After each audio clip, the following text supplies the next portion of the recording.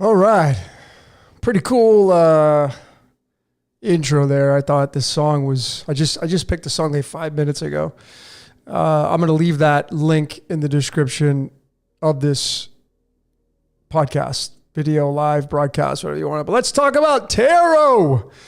I just like last minute, I'm like, why not? Just let's come on here and let's talk about tarot. Pumping out a lot of content, released my decode on some sports today. Pumped out some decode on Crypto Kingdom Part 2 last night, which was kind of today. So it's like, yeah, this is, I think somebody said this is the third one. Yeah, technically it is because I'm a night owl and I work super late. I do my research super late. But I'm like, what the hell? You know, I didn't do What's Your Question last night on Saturday, coming into Sunday. So I figured I'd come in here, give you a new little fresh look. We get a new theater on the big screen, and on my right and left hand sides are the two tarot cards that make up for today, June 11th. And today's, and I didn't even think of this. Today is the golden ratio day, one of them. June 11th is a number anagram, which is called the permutation of the 1.61. Amazing.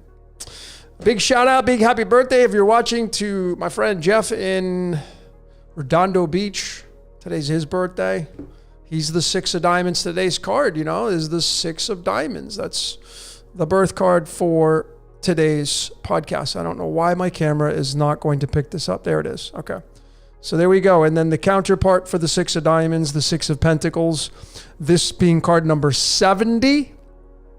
One of the cards tied to the crown is the counterpart is the 9 of wands, which is tied to the Christ. One of the cards is tied to the Jesus Christ. This is going to be the 9 of clubs. That's going to convert it to the number 22. And then you convert that into numerology, and the words organic and natural both equal the number 22.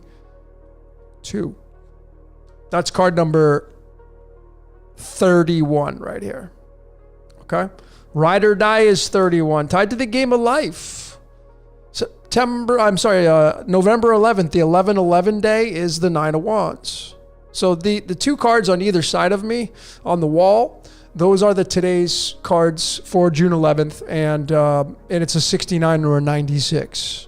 So it's interesting, right? Today being June 11th, it's a permutation of the golden ratio 1.61, and the two cards that make up today's date are the 9 and the 6. The 9 of pentacles, the 6 of pentacles, and the 9 of wands. Pretty crazy, right? But that's just how it is in this reality. That's how beautifully articulated this reality is. So we're going to talk about tarot, and what I decided I want to do, I want to give back.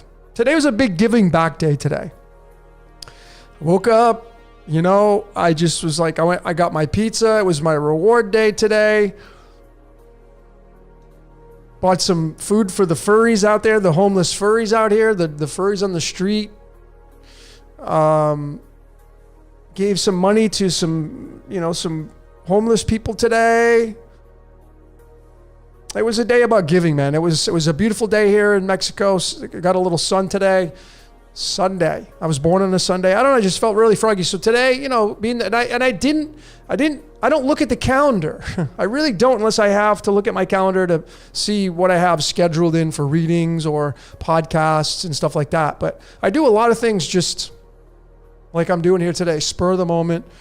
And I'm glad all of you could join in for this. Let's talk about tarot. So my gift today, since this is kind of a big day of giving, what I felt best to do is to do some tarot card readings for all of you great decoders. Now, what I want to say here, I cannot, so don't get butthurt if I don't get to you. I cannot get to everybody. There's no possible way. But I will do my best. What I'm going to do, like I usually do, is if I end up using your comment or your question for a card pull, it will be just one card. One. And I'll do my best to interpret the basic fundamentals of what the card means. I don't know what's going on in your life. So it's going to be up to you to take the information that I'm going to present, and then you can go look it up online.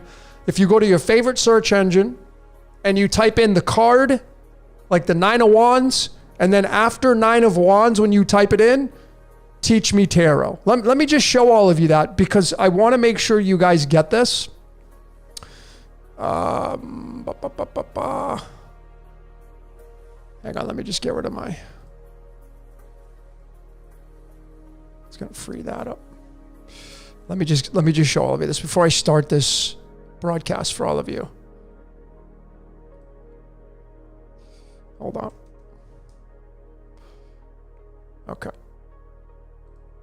So this is, what you're going to do here. You're going to do 9 of Wands, teach me. That's all you got to type in. 9 of Wands, and it's going to have teach me tarot right here. Any card you want to utilize, it's going to be this one right here.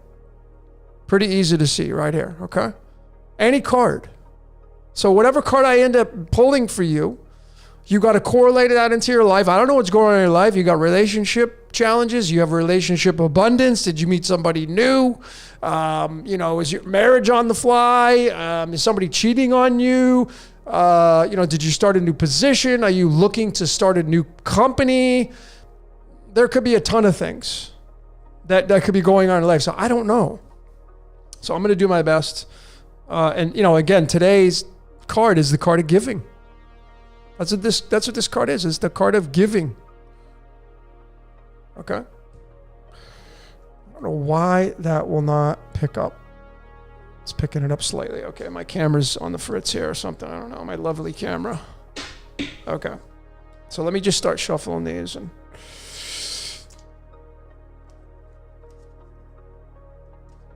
So special, I can tell you this. Here's an announcement. Tell everybody, those of you that are in California. I just booked my trip to Los Angeles. I will be coming to Los Angeles for a few weeks in the month of July. My goal was to get a meetup together, was to get a seminar together. I don't know if that's going to happen. I have a lot to do. Very specific reasons why I'm going there. But if you're the majority of my audience, according to the analytics, are based in LA. Okay. So if you're in the LA area, I'm going to do my best to do some kind of meetup. Even if it's just a meet and greet for some of you, that'd be kind of cool. Again, the idea was to rent the space out and do some live decoding and et cetera. But I don't know if that's going to happen, but I would love to do a meetup. So I'm just letting you know, if you're in the LA area, I'm going to be coming mid-July. I don't know exactly what the date's going to be, but it would be great to meet some of you. So, okay. Now, as far as the cards are concerned, if you have a question, like if you want to get it case specific, like I can pull a card for you, but like if I just like a top to top card, if I pull a card and you get the 7 of Pentacles, well then, I can say the 7 of Pentacles is card number 71. Does the 71 have any meaning to you? Maybe you met somebody who's born in 1971 and you really like them. Or maybe they're 71 years old and they're a mentor and you really like and you want to work for them, or maybe it's just you need to analyze life and take a look at what's going on in your life. Okay, so I don't know what's going on with you, but if you have a case-specific question, like I'm not saying you have to post everything here personally what you're doing, but like, hey, my question is towards a relationship, or my question is towards what should I do? Remember, ladies and gentlemen, the answer is usually always in the question. So if you want to say, well, should I move? Of course you should move. The question's in the answer. You ask because you want to move. You just don't have the confirmation. Maybe you don't have the courage to move. Okay. Can I do a decode on Carl Jung? Maybe. I'm going to do Bob Proctor. If you're a fan of him. 10 of Diamonds. Why? I mean, dude, the guy was supposed to incarnate to do what he did. 10 of Diamonds. Bob Proctor. Amazing. Fortunate Blessings card. All right, let's start with Troy. Troy, I'm going to start with you. And like I said, ladies and gentlemen, I'm going to do my best to get to all your questions. I'm going to be looking over to the right here because this is where my screen is with all your comments are coming in. And they're going to come in like a freaking machine gun. So I'm going to do my best, and I'm going to do a very quick interpretation of the card. Again, go to that website and Teach Me Tarot and you can pull it out. All right, so Troy's asking you new relationship. All right, for Troy McFall. So let's get Troy. I'm going to just do my random card here for Troy. Troy, you got the, oh, look at that. Crazy, right? I pulled it right from the middle of the deck, 7 of Pentacles. So you're analyzing. You're looking for a new relationship. This is analyzing, looking at what this energy is telling you for your new relationship. Make sure you analyze everything. Know what their birthday is. Know what their background is if you can. This is a card about analyzing everything about your life and their life. Is it going to be a good match according to the astrological aspects? Have you looked at their birth chart? Are they a perfect? Are they like if you're going to get into a partnership, what is your list of must-haves physically, mentally, and then what are your list of you cannot have? So this is a card of like analyzing everything in your life and then everything about them and figuring out, okay, is this going to be the next move for me? This is going to be the 71st card in the deck, tied to Lucifer, the light bringer. So shining light on that new relationship to figure out exactly, should I move or should I stay towards that relationship? Okay.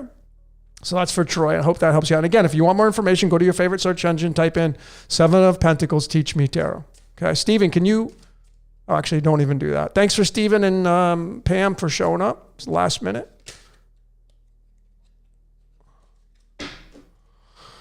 Pamela, let's get you. Damn, these cards are just, flying out here. Pamela is one of the moderators who I appreciate very much. Moderates for Archaics too. Big shout out for Jason from Archaics. Pamela, what should you focus on right now? All right, let's get your card for you. Pamela. Well, it's definitely not worry, doubt, stress, and fear. Card number 59, tied to the game of life.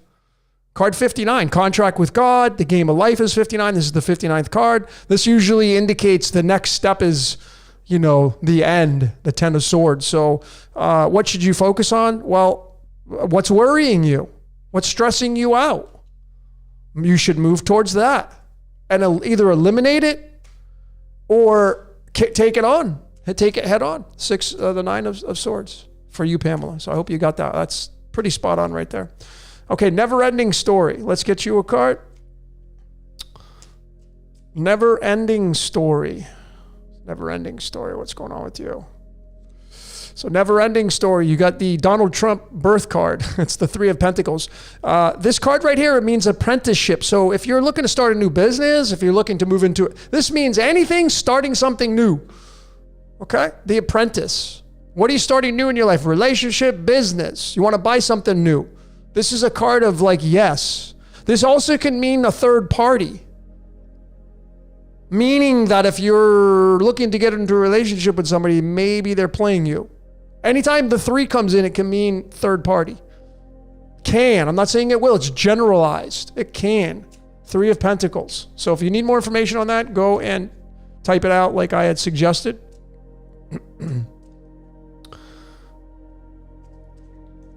Mindful moments. Let's get you. Wow, these things are coming in like damn.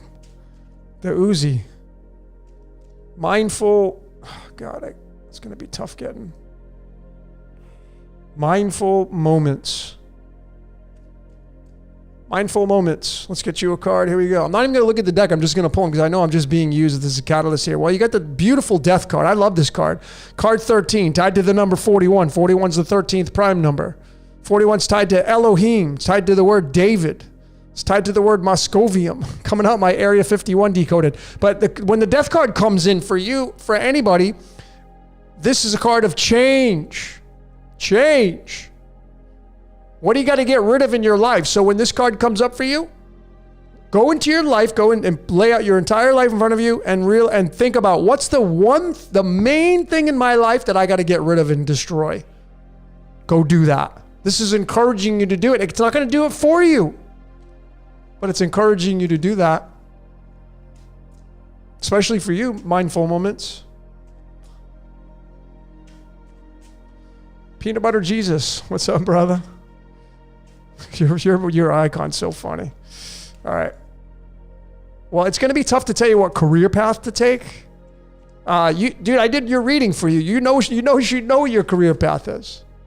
You of all people, because you had a reading done. You should know. You go watch the reading that we did for you. I'll pull a card for you, but you should know what your career path should be. You know, if money, again, if this is for anybody, what if money was no object, Alan Watts, what would you do? If you didn't have to work ever again, what would you do? Don't be saying I'm sipping pina coladas on the beach, because that's not contributing to this reality. But, well, you got the card of life is but a dream. The Knight of Swords. What career path should you be on? Well, it's telling you to go and attack it, that's for sure. Jack of Spades, card number 50, 50. Right? 50, in God we trust, 50. But this is the card, guess what this is? This is tied to DMT. A lot of you are waiting for me to release dimethyltryptamine. DMT, this is the card of DMT. It's the dream. Life is but a dream is tied to this card, DMT. Hello? So if you're unsure of what career path to take, go figure it out. Have you done your vision board yet? Which I suggested. If you haven't done these things, man, I mean, what are you waiting for? That card is like revolution. That's like attack. You got to have a little courage, and you got to make a decision. Don't be like a flat squirrel. That meme, the road is paved with flat squirrels who couldn't make a decision. Don't be a flat squirrel. A lot of you, ladies and gentlemen, and I'm talking into the mirror here, so I'm not like trying to be above anybody. Okay? A lot of you don't move towards what you want to do out of fear of the unknown.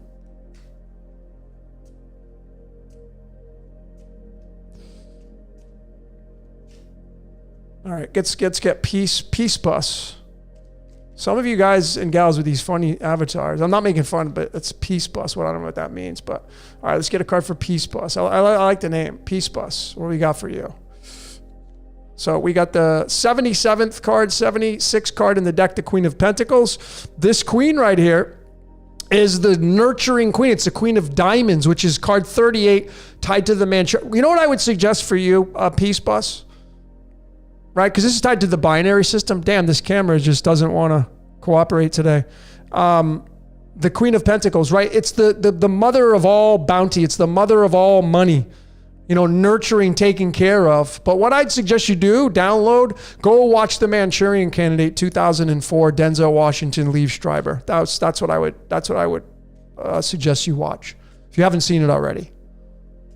The Manchurian Candidate 2004. With Denzel Washington. It's tied to that Queen of Pentacles. It's tied to Washington, D.C., the latitude, 38 degrees. And it's tied to your eye. You might need to go get your eyes checked. Maybe need a new eye exam.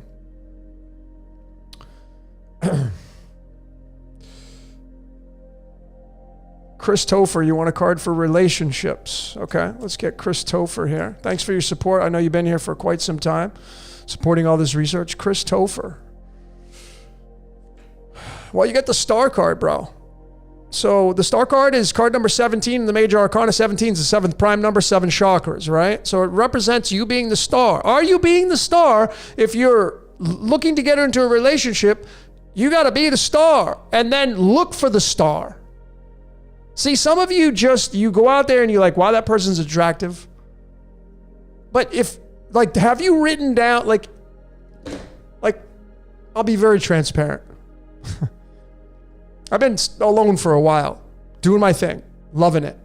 In my phone, I have a list of my ideal partner. Do you?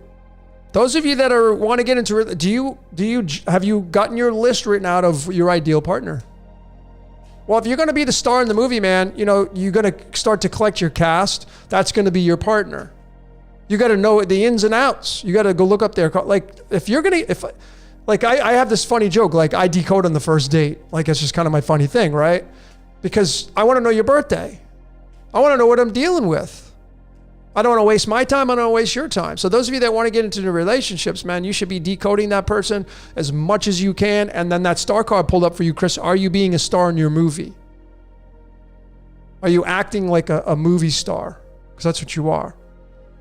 So it's like that 17 is telling you, are you being the star? And then do you know what your co-star looks like? Which would be your partner. What are your demands?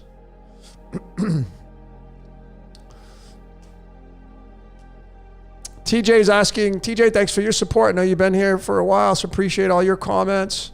What is my psychic spiritual future? Okay. For TJ. TJ's psychic spiritual future. All right. Well, what do you want it to be? How about that? So again, the answer is in the question. What do you want it to be? But what's the tarot say? Well, it's a partnership, right? The Two of Cups. Card number 38. Tied to the binary system.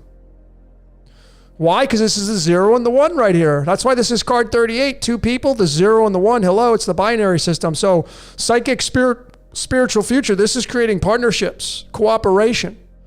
Two of Cups. Psychic spiritual future. Two of Cups for you. Maybe you need to go work with somebody. Maybe you need to find a business partner for that. That's how I would look at that. The Two of Cups. And again, if you need more help with these, ladies and gentlemen, just go open up your favorite search engine, whatever card I pulled, type the card in, and then after the words Two of Cups, teach me tarot. And it should be right there. Bam, right? The first one should be, and then go read about that card and then correlate that to the question you asked. Okay. All right. So Tarot 137, let's get a card for you. You got the sunglasses on. I love that. You know, you're in the movie. Tarot 137. Well, you got the amazing card number 23. 22 or 23, the Ace of Wands, which is the Ace of Clubs. This is the Hollywood card, right? You see that hand? That hand's holding the Harry Potter wand. This is the card of Hollywood, abracadabra. Okay? It's called magic. This is the Ace of Clubs, the Ace of Wands, card number 22 or 23.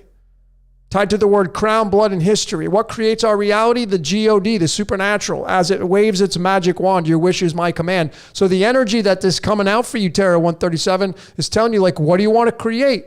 Because the aces are beginnings of something. So like if you've been stagnant in your life, if you've been stale in your life, now's the time to pull out the magic wand and figure out what it is you want to create. Because tomorrow's not guaranteed, ladies and gentlemen. What if tomorrow that's it for all of us? And then you had to watch on the outside and you'd be like, wah, wah, wah. Man, I wish I would have did this. I wish I would have did that.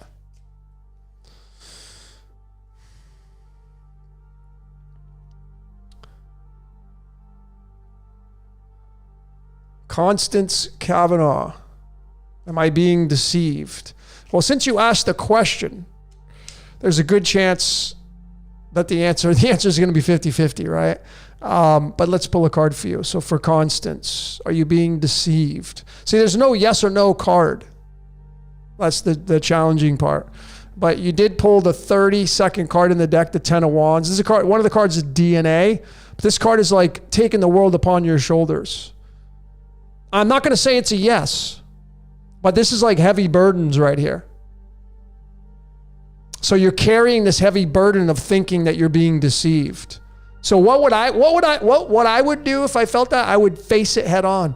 I would be like, let's talk about this, you know? Instead of trying to be the private detective, I would just bring it out in the open because like you have this heavy burden on your shoulders. That's not fun. So approach the person maybe, or approach the situation and open the door, man. And when you open that door and you expose it with the light, you'll have your answer. Okay. And then you can pull the plug or at least figure out that maybe you were not being deceived.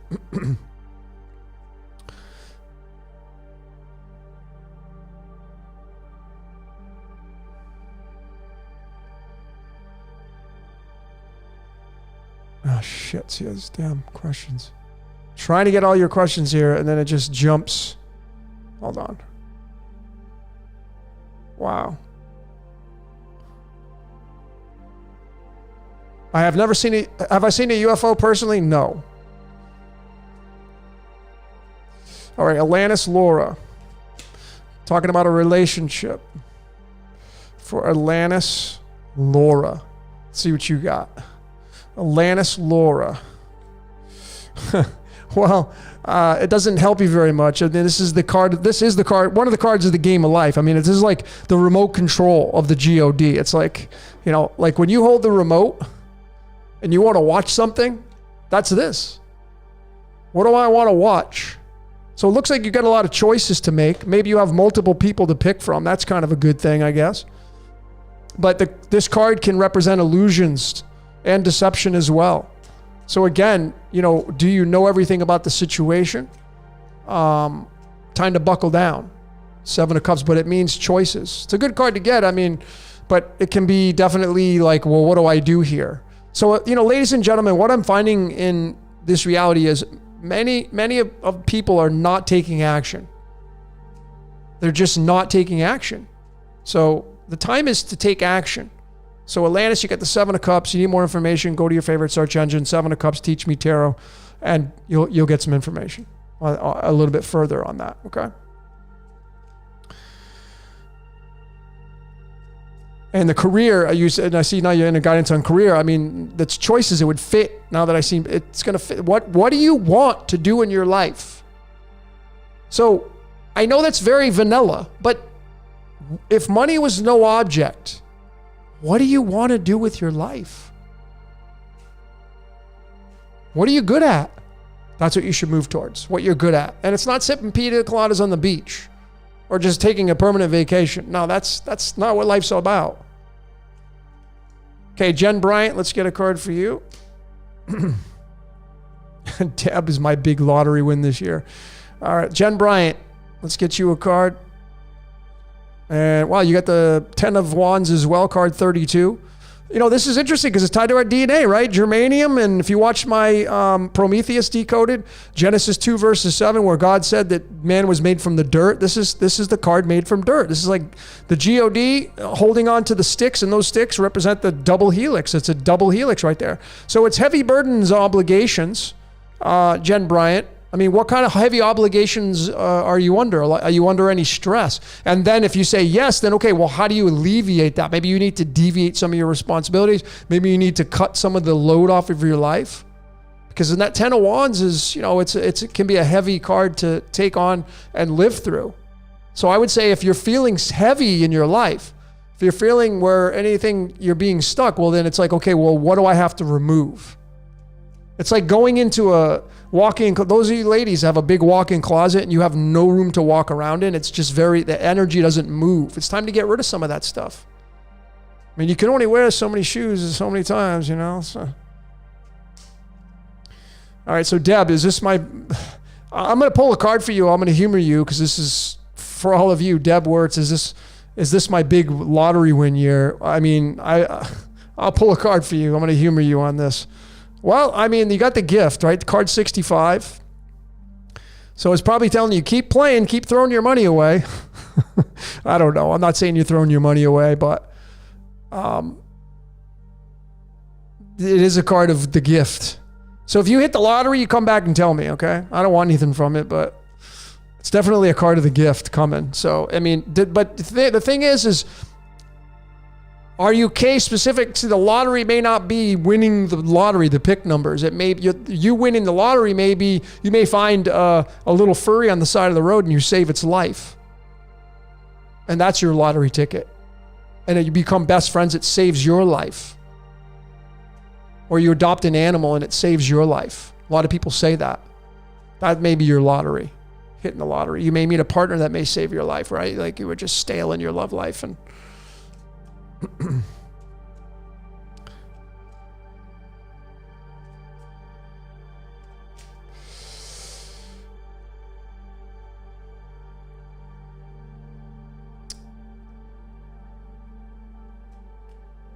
Constance, you had another question. Is my partner cheating on me? Well, we already went over that, right? If you have any suspicion, start digging. That's what I would do.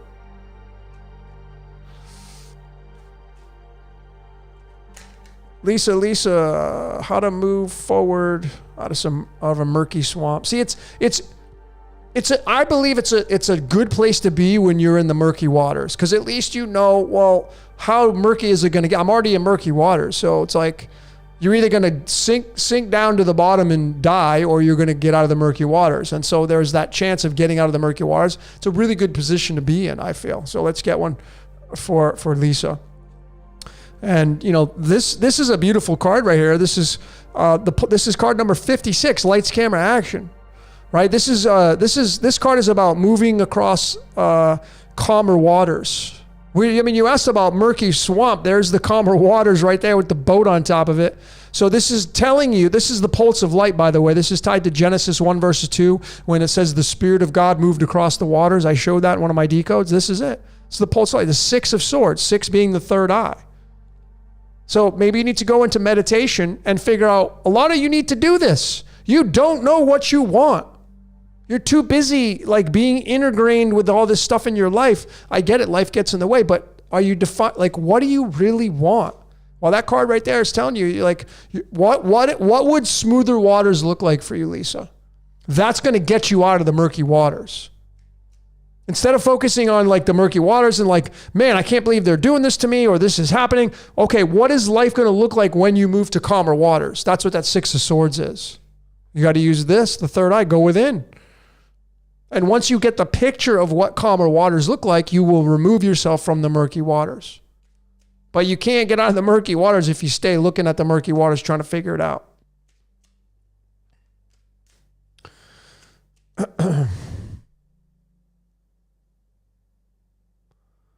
Okay, Phoenix and Dragon. Let's get a card for you for 2024. Oh, you want the whole year, 2024. That's a little ways away, but no problem. 2024 for Phoenix and Dragon. So you got the Looking for Love card. This is card number 48. 48. This is tied to the cross. If you watched my Two Thieves Decoded, which you should watch since you got this card, go watch my Two Thieves Decoded. This is the card tied to the golden ratio. It's tied to the cross, the cube, the box, the square. This is the G-O-D, the Jesus character coming down, spirit coming down into matter and saying, okay, see that cup it's holding on to? It's looking for love. That's what this whole reality is based on. One of my next decodes coming out. I was going to do it today. Sex Decoded. I hope all of you watch it. Yeah. That's how we all got here. We got here because people procreate. This is what this is. So what does this mean? Doesn't mean go out there and start humping, but it definitely means that you're looking. It's telling you if you're not, it's go look for what is going to make you fall in love with life again. That's for that. So if that's for your whole year, man, it's you looking for love. Maybe you need to become a yes man. Maybe you need to go watch that movie. I broke it down. Yes man is Yeshua man. What happens? Well, Carl, he was Mr. Negative, and then through the movie, he starts saying yes to everything, and he becomes integrated with the matrix, and he starts to have a whole bunch of friends. He learns how to speak foreign languages. It's a really amazing story. I love that movie because it's taking yourself out of negativity, moving yourself into positivity, and you're integrating yourself with the matrix, and it's not even possible not to. I don't care if you go live in the outback, in the wilderness, and you take yourself out of society, you're still in the matrix because everything in this reality is part of it.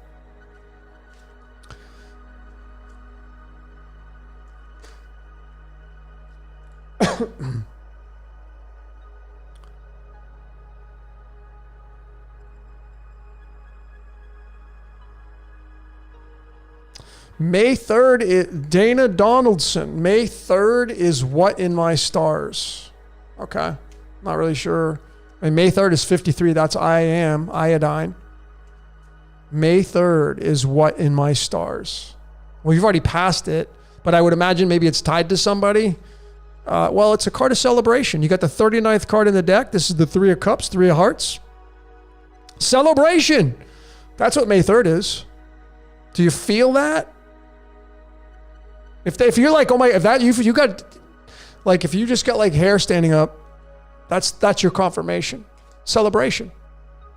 That's what May 3rd is for you. Cheryl Williams, how is my ascension looking? How do you want it to look? See, the answer's in the question. How do you want your ascension to look like? I'll pull a card for you anyway. Cheryl Williams, how's your ascension looking?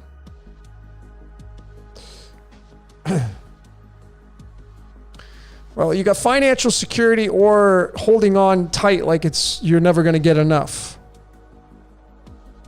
So, I mean, this card can mean trapped. This is one of the cards tied to the Demiurge, card number 68. How's your ascension looking? Well, I mean, we can say with the 4 of Diamonds, it's like, I don't want to let go. So maybe you need to let go of some things.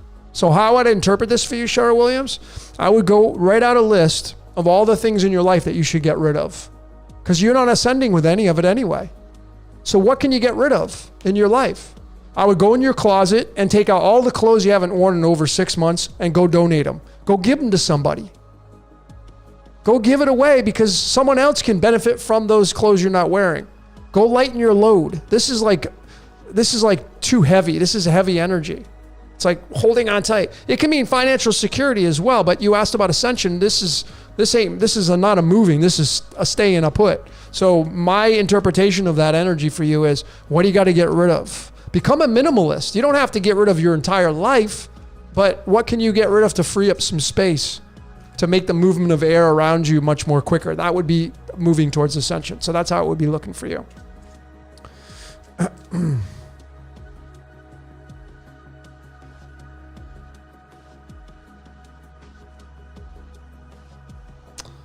What's up, Bobby? Always appreciate your love and support, brother. You and Oliver. Bobby has a really amazing furry called Oliver. And I'm a furry fan. So, okay. So when you're doing my class. All right. So I'll just pull a card for, can I have a card on when I'm doing your class? Let's see what comes up with that. Well, I mean, you know, this card has all cards. Just by the way, let me digress. Every single tarot card has a dualistic meaning to it. It has a yin yang. It has a liability and asset. I like using those words, liability and asset to it. Every card does. So when this one comes up, you see a lot of tarot cards. Oh, it's deception. You're being deceived. Well, that's the liability. Well, your question was like, hey, what am I doing in your class? Well, you're starting to going to be deceived by it. You're not being deceived. Well, the other thing is, what's the asset of this? Strategy. This is a card of strategy. You see the two swords stuck? The person here has 5 swords in its possession, and it's holding 2 behind. So it means it's coming back. So it's a mental strategy. Swords. So it's you're being strategic. You asked about the class. That's how I would correlate that. That was a pretty easy one, right?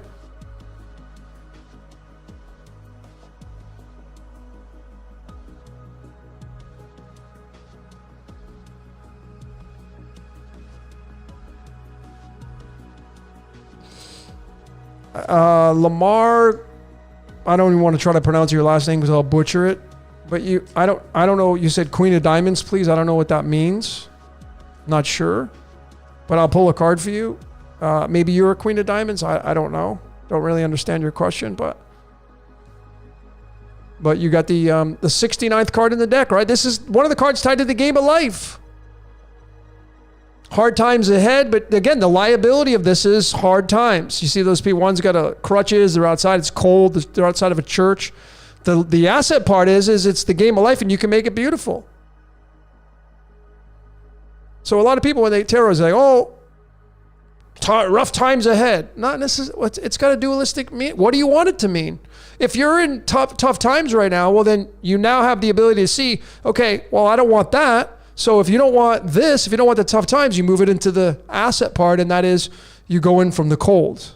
You make changes. See, again, a lot of you are stuck because you are not moving. You're not taking action. You're waiting to react. And this reality doesn't fare well when you react. This reality fares better when you take action.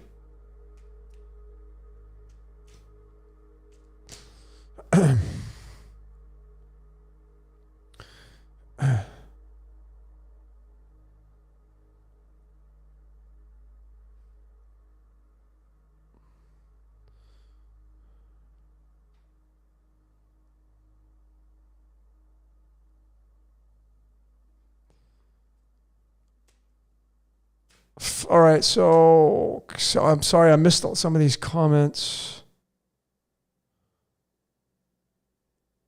Can tarot show ideal careers for us? I don't think so.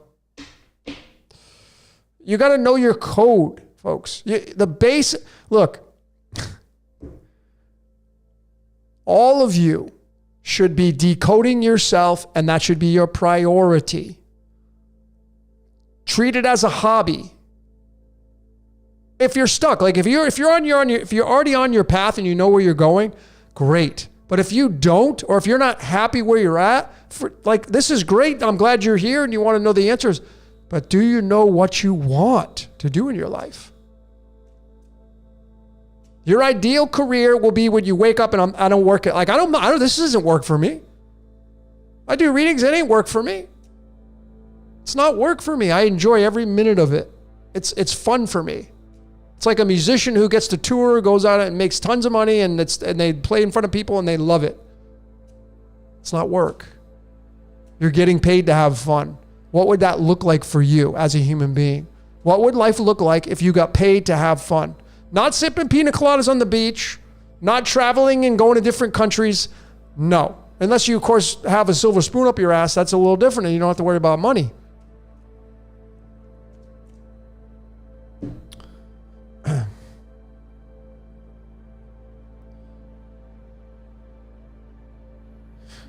Julian Hartwell Music, a card for relocation and changing of my environments. Okay. Well, again, the answer's in the question, where do you want to go? So, I don't know. Well, go pick some places. So you got to start looking. Let's pull a card for you, and then I'll have some more information for you. You got the Five of Cups, right? This is and I'm just generalizing here for you, Julian Hartwell. So, this is telling you two things here. Number one, that the card, the figure there is too busy staring at what could have been, what was. Maybe you're too busy looking at I don't want to leave and what if to change, and you're too focused on everything in front of you and I'm not sure if I go here, but you don't realize that behind you are two other cups and they're standing upright and they're better than the one spilled over. So this is a card of mourning and sadness, but it's focusing on the wrong things in the sense of what's right or wrong in your life. You got to make sense out of that. But you got to, I was personally looking, I'm just the other day, I'm on YouTube and I'm looking at the map, astrocartography. Where would I go besides here? Because I don't know if I'm going to stay here permanently. I'm picking cities and I'm looking at drone footage, the 4K footage of different places. And then I'm looking at people's videos online on YouTube of hey, we moved here. This is what the city looks like. And I'm watching those videos. That's what I would be watching if I was trying to make a decision on where I wanted to move. Forget about how much it costs. Forget all that crap. Just where do you want to go? And then you write a list out. That's what I would do. Environment change is great. And then I would also look at your astrocartography. What is that? It's your astrology map overlaid over the entire world. See what line you're on. I'm on my sun line here in Mexico. The sun line for me is right over the area that I live in right now. It's I was born on the Sunday. I'm I'm in paradise.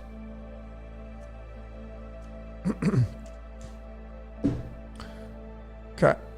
Let's get back to some of your Maya, future of public school systems. Let's see. I guess you're in the public school system, but let's get a card for that.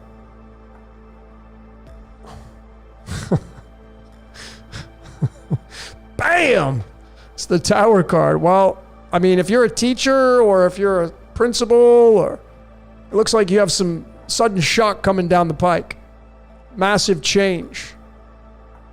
Card. This is the 16th card in the deck, tied to the word Sirius, tied to the word Shiva. Shiva the Destroyer, tied to Prometheus, Pluto, the underworld. It's the Tower. Massive change. So what's the future of public school systems? Massive change. Not little. Not a little bit. Massive.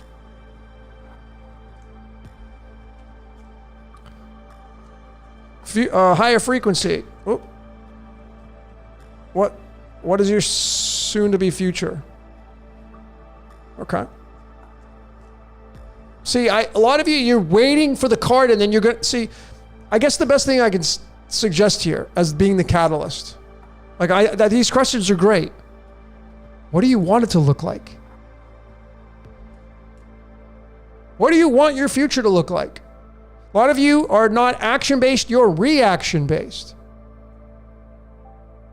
I'm not trying to put anybody down here. I'm just saying, okay, so here higher frequency, you got the card of today. It's right there on the wall to the right of me. 6 of Pentacles, card number 70. It's tied to your crown. What do you want to do with your life? What's going to make you a star in the movie for your future? This is the card of giving. So maybe you need to give more. Maybe you're a great receiver, but you're not a good giver. Maybe you think you are, or maybe just you're a great giver right now, and that's your future. Maybe you're a 9 life path, and you're going to be moving. Your future is going to be more about giving and helping the world. And if you've been holding off on a project that involves being a humanitarian or starting a project that involves helping people, well, that's your confirmation to move towards that. That's what your future is going to look like.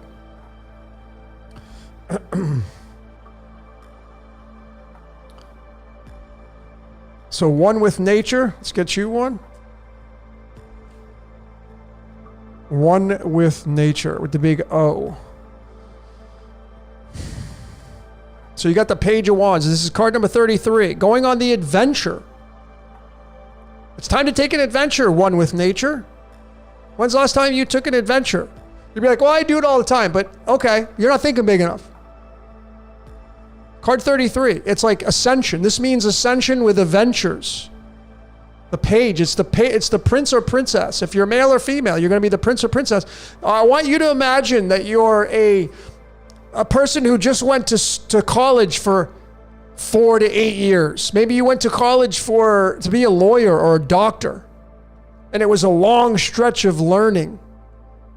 And maybe you got your degree as a doctor, as a surgeon, and you just got out of college, and you got accepted by a hospital, a big hospital, and they're going to give you a contract, and you're going to be making $500,000 a year starting salary to be a surgeon.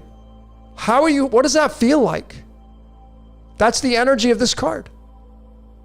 That's why this card is the adventure. This card right here is tied to the words free will. Free will is 33. This is the free will card. It's going on an adventure, taking a risk, being courageous towards taking a risk.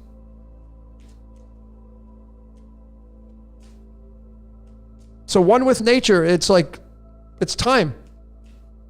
It's time for you to take an adventure. Think bigger. Take a chance.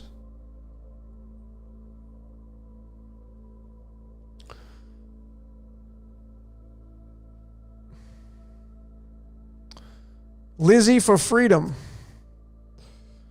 Whew, wow. Sorry to hear about I don't even know what to say about that stuff. Other than I'm sorry for your loss. Let's pull a card for you.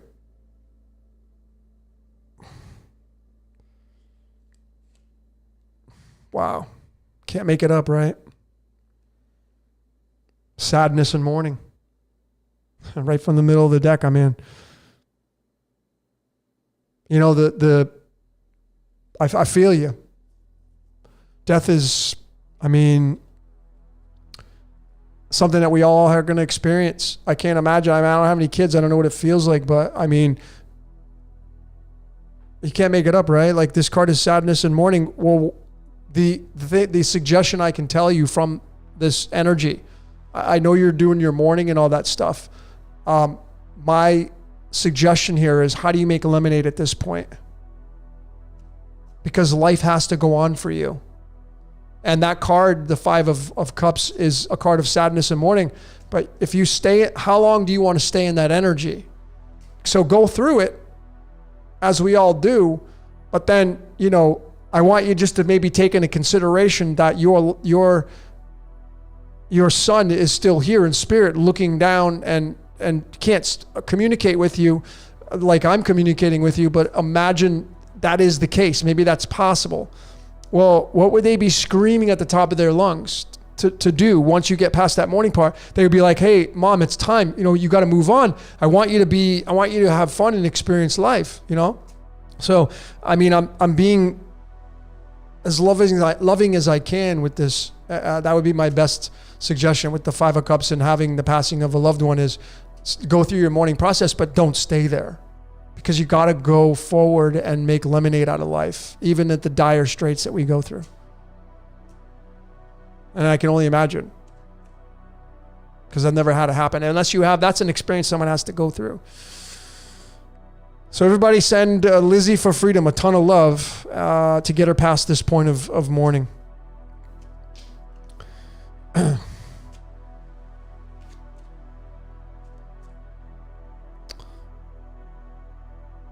Lok. Next week. Lok. Lok.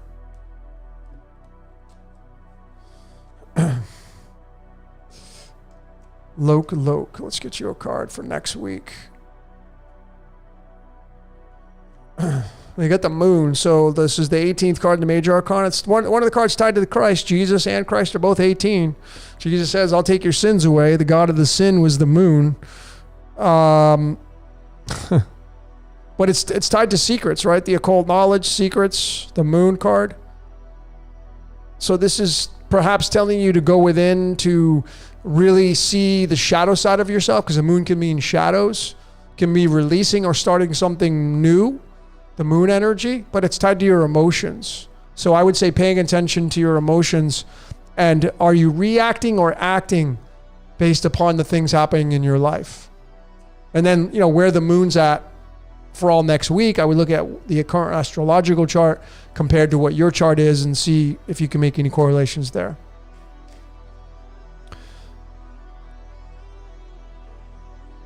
By Design MMA, I'm going to get you now. I'm probably way behind in questions, so just bear with me. By Design MMA, you get the Seven of Cups. Pulled this one earlier, right? A card of choices. This can be a card of illusions. This is the birth card of Bill Gates and Anthony Fauci. If you're a fan of those people. It means illusions. It's the remote control, the choices in life. So you have choices, but don't be deceived. By Design MMA, like what? You got to make the choice. Again, the road is paved with flat squirrels who couldn't make a decision. Don't be a flat squirrel. Make a move. Just make sure you weigh all the options. It is a 7. So 7 isn't a card of analyze. It's an analyzation. Analyzing your heart, knowing what you want. It's like kind of like when you grab the remote, because that's the card of the remote control. You grab your remote and you turn on whatever Netflix or Amazon Prime or whatever it is you watch, Hulu, whatever the hell it is you watch. You pick something based upon your emotions. Like, what do I want to watch? And you end up picking something based on your emotions. Well, that's the same thing with life. Treat life like you're in a movie. So like, what do you want to tune into? That's that card, the Seven of Cups.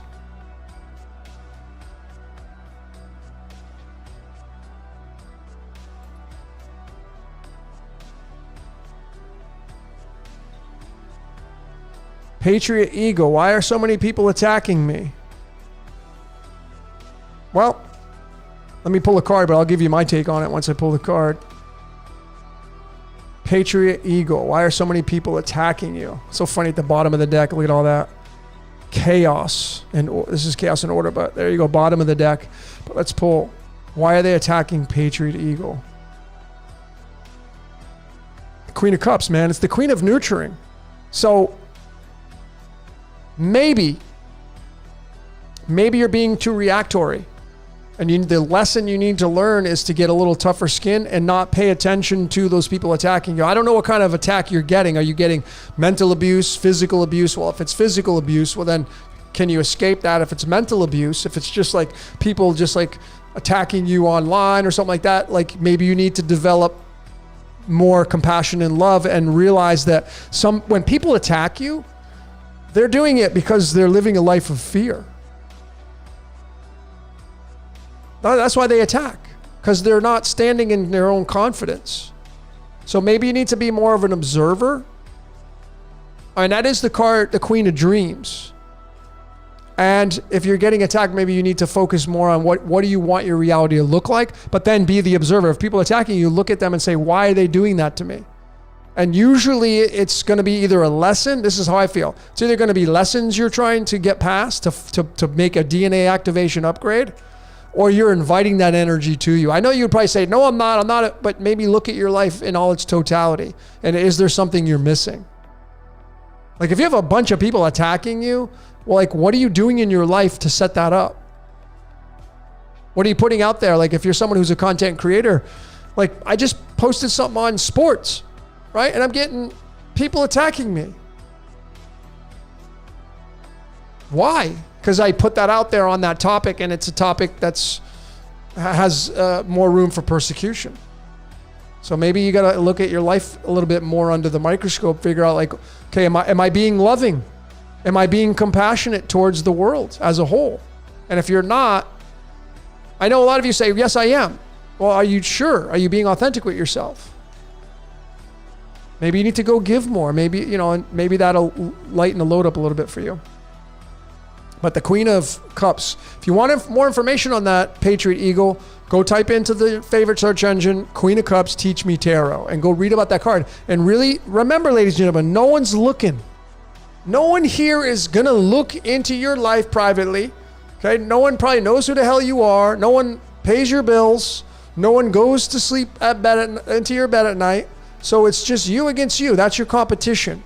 And no one's keeping tabs on whether or not you're going to do the work, do the research, do the shadow work. But my encouragement to you is, are you really being authentic with yourself? And then that Queen of Cups is like, it's the card of dreams as well. It could be, I'm not saying it's your imagination, but like really look at and analyze your life. Kelly Raz, why do we keep having dreams of my ex? You still have a cord. Let's pull a card though. But the simple version of it is you got a cord still attached. Yeah. See, so the star, right? The star of your movie, Kelly, are you being the star of your movie? And if you are, right? The dreams, it's like, can we control dreams? I don't think so. I mean, some people would disagree with that. But like, yeah, you can say you can lucid dream, but I think what this card is saying for you here, the star, is that have you really defined what you want in your life? And then does that person, are they involved in your cast of your movie? Like if you wrote out your screenplay of your life, this is for all of you now. If you wrote out the screenplay of your life for the next year, if you were able to write the script of your life for the next year, what will happen day by day, week in and week out? Would these people that are involved in your life now, would they be in your dreams? Would they be in your daily activities? That's number one. And then number two, maybe you're having dreams of your ex because you still haven't fully let go. And you got to be authentic with yourself. You say, yes, I did. But maybe you haven't. Do you still own something of theirs? Do they own something of yours? Do you have items of theirs? Have you fully let go, like completely let go? You got to be honest with yourself. I don't know what goes on. I don't live in your life. But the star card comes up and it's like, are you being the star of your own movie? And that means, do you want this person to be involved in your life? I don't know. Because it's a pretty vanilla question. Why do you keep having dreams of it? I mean, I'm giving you different scenarios that could be taken into consideration.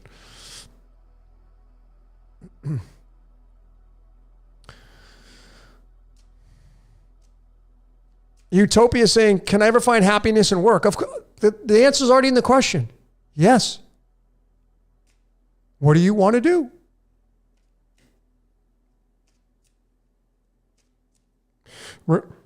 Excuse me, Renee, you want a card?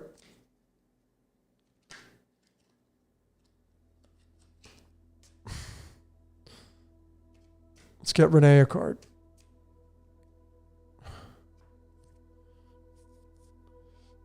Renee. So you got the 50th card in the deck. 50. You got the King of Cups, the King of Love. Sitting on water. See that? Sitting on water. In control of the emotions, but it's a highly evolved love aspect. This is going to be the King of Hearts in the Cards of Illumination. This is going to be card 13. Okay? 13 means magic through creation, and that's through love, the King of Cups. So are you falling in love? Have you fallen in love? Are you looking for love? I mean, it could go in a million different directions. So I really don't know what to say beyond that, but it is tied to, look for the number 50 in your life. Maybe that has some meaning to you. But it's definitely a card that usually is spelling out some kind of love interest, or you have an interest in somebody else, or you're looking for love. And it can also be correlated to not just partnership, but business partnership. It could be something you've fallen in love with, like maybe you want to start some kind of new career, et cetera, et cetera.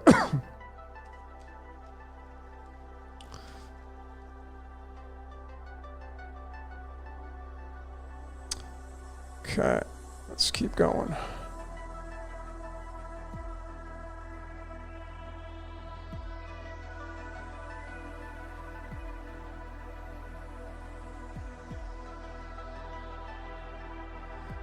I already have a Discord server. I just don't use it. Actually, Jordan helped me, and I just don't use it. Jordan and somebody else helped me. I just don't use it. It's like, I'm trying to simplify my life. I wish I had two of me. I don't. Maybe in the future. Just so many. There's this server. There's that. There's Twitter. There's like so many. It's like right now it's YouTube and Facebook, and that's enough. And then my website, Can you pull tarot on yourself? Yeah, you can, but I haven't found it to be as accurate unless somebody else pulls it for you. That's my personal take on it.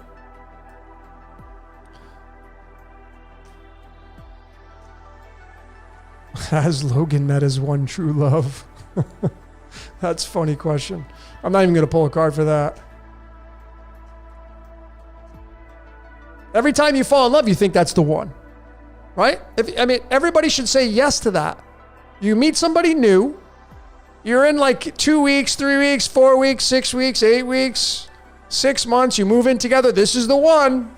And then 2 years later, you get a restraining order. What the hell happened? Life's funny. Whoever you're with right now, you're supposed to be with. Enjoy the ride. Enjoy it. And then if you're not on that ride anymore and you get out of it and you're looking for another ride, that's life, man. Life goes, it's the serpent.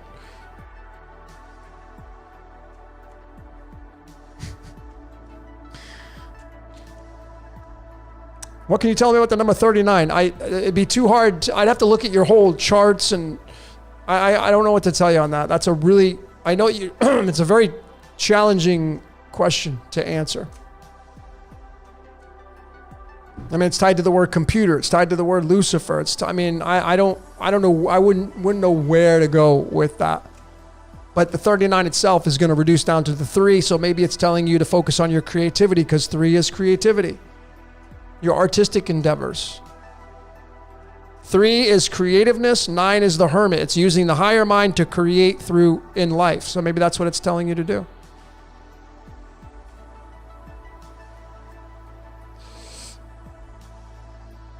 Yeah, I'm actually, Pamela, Logan's looking for a 3 of diamonds. Yeah, I'm looking for a 3 of diamonds or a queen of clubs. One of those two cards. I don't know how it's going to pan out, but I'm looking. I'm seeing what's going on. I have no attachments to it, though. If it happens, it happens. All legs, no torso. Will my husband... It's a pretty funny avatar. Will my husband and I reconnect? Do you want to reconnect? The answer is already in the question. Do you want to reconnect? And if your answer is no, well then we don't need to move forward. But since you're asking, it means that you slightly move towards that yes thing. Are you taking action? Again, ladies and gentlemen, talk is cheap.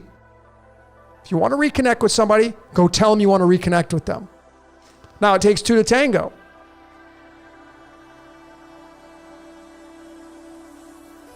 I have been manifesting our separation to come to an end. Well, if you've been focusing on manifesting your separation to end, then the question is already answered. You don't want it to reconnect. But since you asked, there's still a silver lining attached to the possibility of you reconnecting. So you have not manifested separation coming to an end because you're asking, will you reconnect? I'll pull a card for you anyway. It's just so easy to answer these questions. Queen of Swords. It's tied to the flower of life. This card right here, all legs, no torso, it's a card of clarity. You haven't gotten clarity yet. This Queen of Swords wants you to focus on clarity. And what is that saying? What do you want? Playtime's over. It's not. It's not. This card is not about dancing around. Well, maybe like I have been manifesting our separation to come to an end. There's your answer. So finish it up. That Queen of Swords is clarity, like cutting the cord. But you have still some things you're holding on to because you're asking the question in capital letters, will we reunite? So there is some portion of you that still has a lining attached to him that you want to reconnect. And you're open for it. So that means you haven't fully committed to ending it. So if you want to end it, then fully commit to it. The Queen of Swords is telling you, you either have to shit or get off the pot. You can't have 1 foot in, 1 foot out the donut. You got to be either all in or all out. A lot of you in relationships, that's how you live your life. You got 1 foot in, 1 foot out. You're out there and you go out into the public world and you're looking for other people that's something better. Yet you stay in the relationship that you're not authentic to. That's how a lot of people focus their life. Maybe some of you, I would say some of you are doing that. You're not all in your relationships. I get it. I'm not being a dick when I say that. I'm saying is you're not all in. If you are authentic, you would say, yeah, I'm not all in. Because you're waiting for something better to come along. This is just how the human being experience is. The human being experience is like, we just want to have the best experience possible. We don't get the shiny new toy. That's why people trade in their cars every 3 years. We want the shiny new toy. Relationships are the same thing. I'm not belittling relationships those of you that have been married and you're madly in love, it's 20, 30, 40 years. There's all different kinds, but a lot of people, they want the shiny new toy. They want the new relationship. They got 1 foot in and 1 foot out. That's totally fine, but just be authentic with yourself. Maybe that's just how you roll. And those of you that do have 1 foot in and 1 foot out, don't be surprised if your partner cheats on you.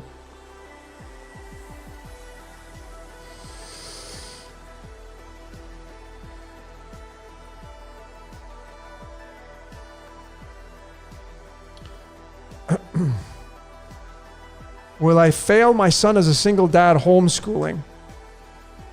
Exposing tyrants. Well, okay, again, I'm just helping you with this. Do you want to succeed as a single dad homeschooling your child? And I would bet the answer is going to be yes. Okay, what does that look like? What is that going to take? What commitments will you have to make in order for that to be a success? Now, there's no guarantees, right? But you got to go all in. So let's pull a card for you. Exposing tyrants. Well, you got the Queen of Pentacles. So just what I said, just summarize. This is the card of nurturing. Queen of Pentacles, nurturing. And it's the Queen of Pentacles means money. So it may take some money to do it. You may have to work another job. You may have to sacrifice money to ensure that your child that you homeschool gets the proper, focus on them to make sure that they're successful. Because if you're just going to homeschool your kid and continue to do all the things you've been doing as they went to public school or private school, well, how's that going to work? See, you're going to have to sacrifice some of your life for your child at homeschool. You will have to, and it may involve some of your money. You may not be able to work that overtime like you used to. But, you got to make lemonade out of it, right? Maybe that'll promulgate you to start your own business because you want to be home with your kid and it's a win-win. So it may be promulgating you to focus on your finances and say, hey, I wanted to be a boss the whole time anyway. And you being homeschooled, it just makes sense. I got to pay more attention. I got to be home instead of being out at the job. I'm going to quit my job, open up my business. I'm going to take that big risk and make sure that I can pay attention to you because I want you to have the best education possible. So will you fail? Well, there's no guarantees, right? I can't say you will or will not, but do you want to fail? The answer is going to be no. Okay, great. What does it look like as success? Focus on what it looks like to be successful. Got to do the visualization. Sunny Alberta. Is it sunny in Alberta right now? Well, it's not because it's nighttime, but sunny Alberta, let's pull a card for you. And you got the you're on television card, the Nine of Pentacles. This is Keanu Charles Reeves' birth card. Being the one, Neo, the star of the movie. This is a card of ego, right? This is a card of paying attention. This is a card of taking action. Like, if you look at your life and you say, are you the star of your movie? This person here is like the fruits of the labor. You see that? It's like being the star, man. Dressed in the gowns, all the pentacles, which is all the money around you, fame, fortune, you got it all going on. Well, if you're not there, if you can't say, yeah, I'm there, well, then this is encouraging you to do that, paying attention. Maybe you need to be a little more selfish in your life. I know, see, this whole thing about people, you're selfish. So, like, if you're not happy, man, sometimes you got to detract from society and be a little bit more paying attention to yourself. And that's selfishness, to make sure you raise your frequency. And then when you go out there and you're living your life to your fullest potential, I don't want you showing up in low frequency. I don't want to hang out with people like that. I want all of you to raise your frequency, to be the star in your own movie. And then when we get to hang out, I get to hear about how great your life is and your smiles from ear to ear. That's the person I want to have show up in this world. And I would think that every single one of you would agree with me on that, showing up and living your best life.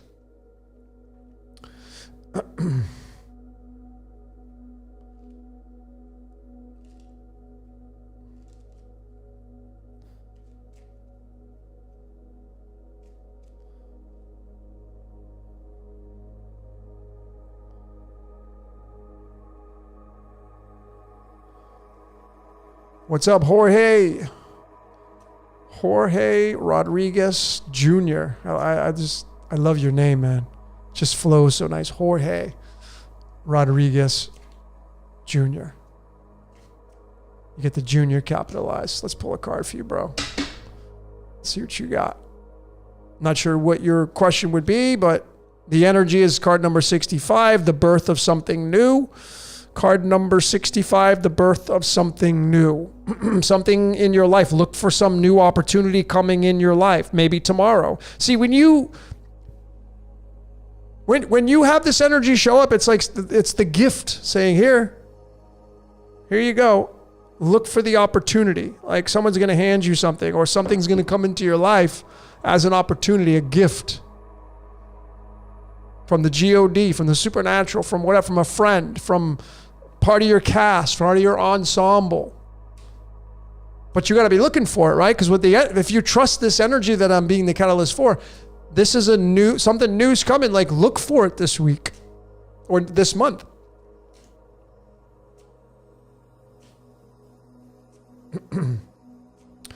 Steven, great moderator. Let's get you a card, man.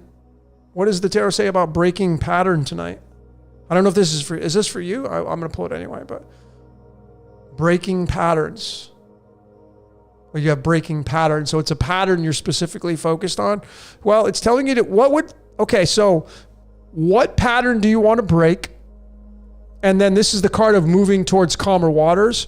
So the energy I want you to focus on, and it's going to take work. It's going to take some time out of your day. When you break the pattern that you want to break most, what would life look like for you? Because this is moving towards calmer waters. So I would assume that the pattern you're looking to break is something that is a liability, right? So what would life look like? What would it feel like if you break that pattern, or when you break that pattern? And then what would you take the time out of what you normally do for that habit or pattern? What would you do instead of doing that pattern or habit? That's what you need to focus on. The calmer waters, yeah, but what is life going to look like when it's calmer?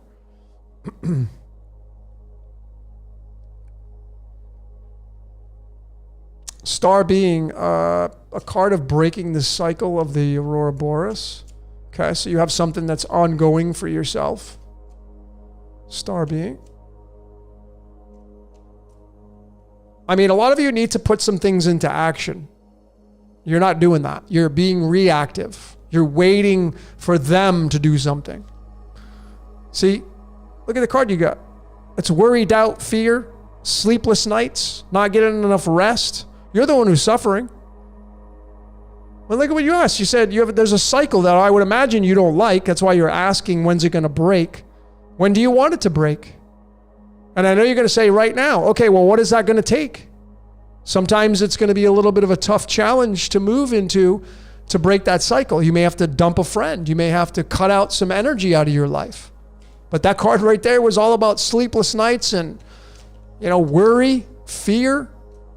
How do you break the cycle of that? Take action. You may have to take some serious action. But, folks, the thing is, a lot of you feel it's like you treat life like you're going to die if you do this breaking of the cycle. If you cut your friend out of your life, it's like, well, I'm worried they're not going to like me anymore. And that's your freaking ego being bruised. It's like, stop trying to be a people pleaser.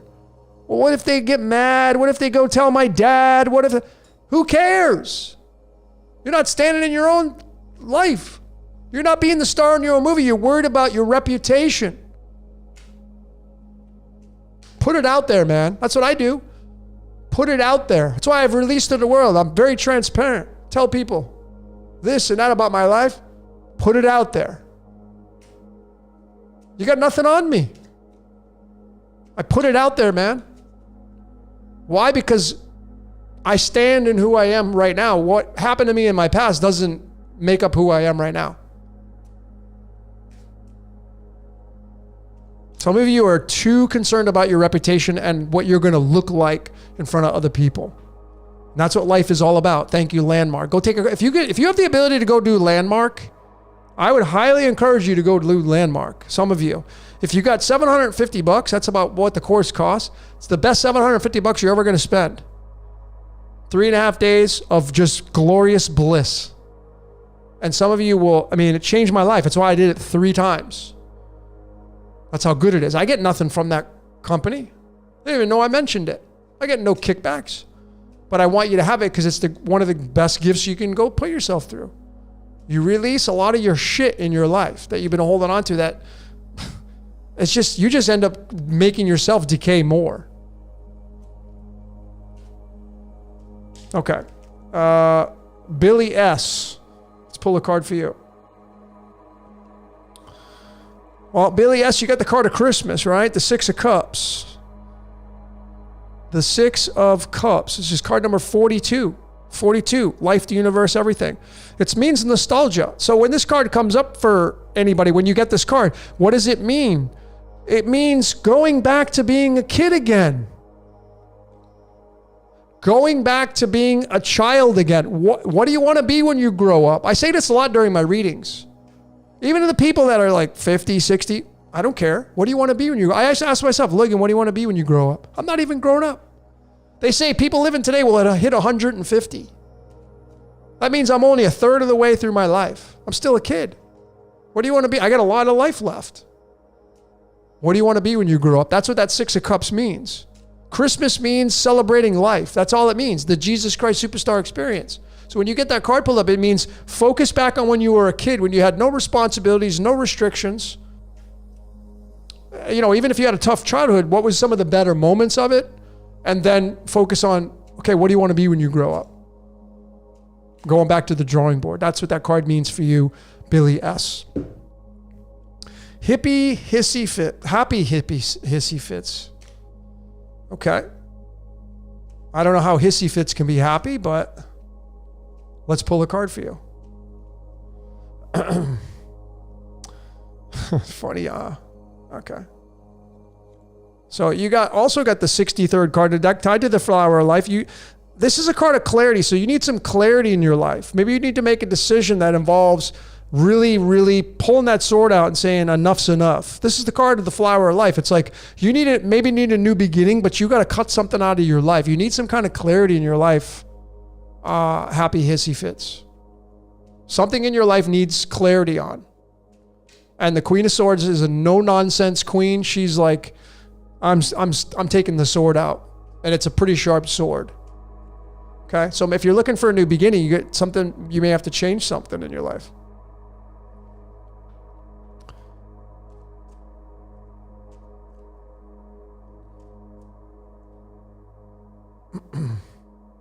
Rashid Wags.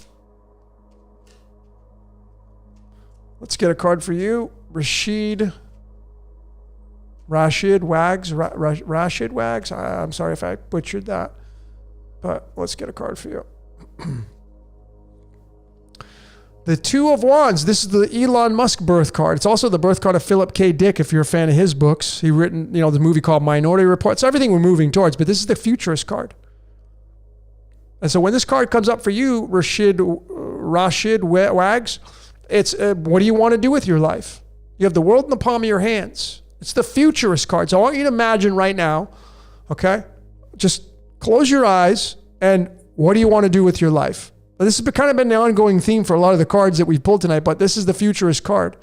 So it's like, the world's in the palm of your hands. What do you want to do with your life? Maybe you're at a crossroad. But it's literally encouraging you to focus on what you really want to do in your life. Okay?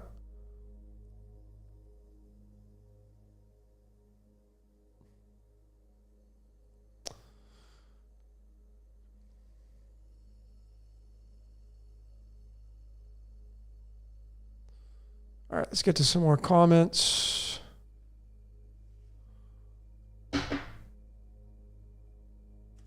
Moon 88.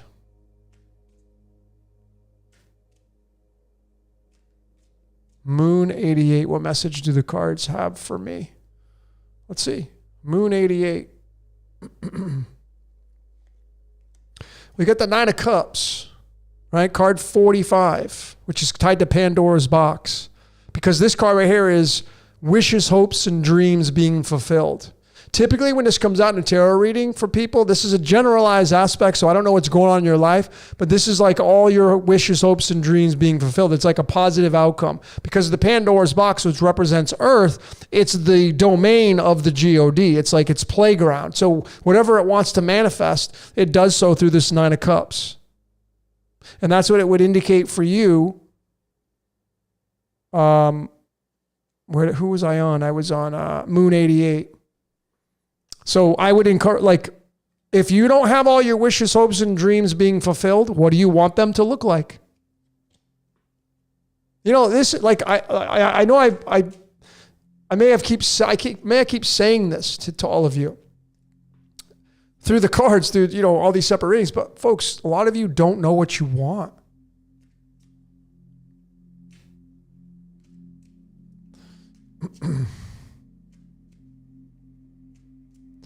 Spider bite. Let's get you a card. Spider bite.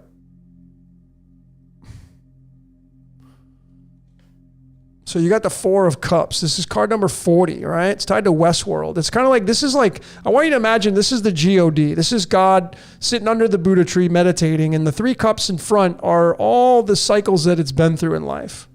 And then here's the new cycle coming on the cloud, coming over to the God, and it's got its hands crossed and legs folded. This is an energy about being kind of guarded. When you got your hands folded like that, it's an energy of being closed off. And it's just not sure if it wants to take that cup. So there may be a new opportunity coming to you in life, and you're just not sure if you want to take it because maybe you're bored.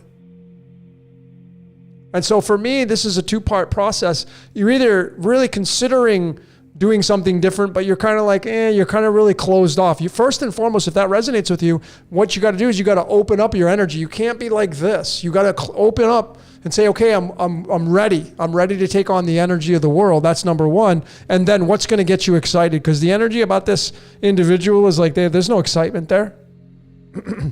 It's the Four of Cups, because the four means the cube. So it can be an energy of very, very closed off. You got to open up and then look for the opportunity, and then again, create that opportunity. So if you're feeling stagnant and stuck, it may be just because your energy, you're keeping your frequency down in the lower chakras, and you're not letting the prana or chi flow all the way through you, and being vibrant and healthy and waking up and saying, I can't wait to start my day today, and looking for the opportunities and open yourself up rather than being closed off.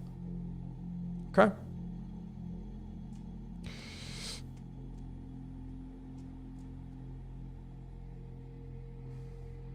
Jovanka, let's get you a card. Jovanka. Well, wow, it's like the third time tonight. The star card. So the star of the movie. What more can I say? It's a pretty easy card to take a look at here, and like, what does it mean? Being the star of your own movie. Now everybody should do that, right? So it's very general, but it's very case specific for you because the energy's talking through me. Wants to tell you: are you the star of your movie right now? Are you? Do you have a cast? Who are your close friends? What do they do for a living? Are they going where you want to go? Do they give you energy or they steal energy from you? Are you being the star in your own movie? Where you, like, I get a lot of emails from people. I get people sending me stuff on mainstream and I'm like, why are you sending me this stuff? Obviously you're paying attention to that. And if you're sending me stuff on mainstream, that means you're paying attention to it. You're not only are you feeding it, but it's robbing you of energy because it's not going to give you anything in return. To be the star in your own movie, you got to be the star in your own movie. And that takes discipline. But it takes direction, and you can't go on vacation unless you pick a spot to go on vacation. A lot of you don't know what you want to do because you haven't chosen what you want to do. Because you're still sitting there waiting to be the star. And a lot of you know what you want to do, but you're too afraid to move towards it because you're afraid of failure. You're playing it safe.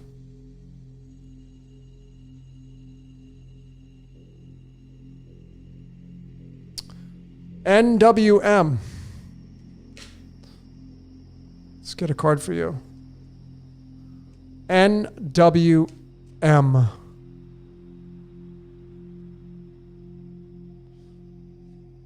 Well, you got the fourth card in the deck, the Mighty Emperor. It's ruled by the moon.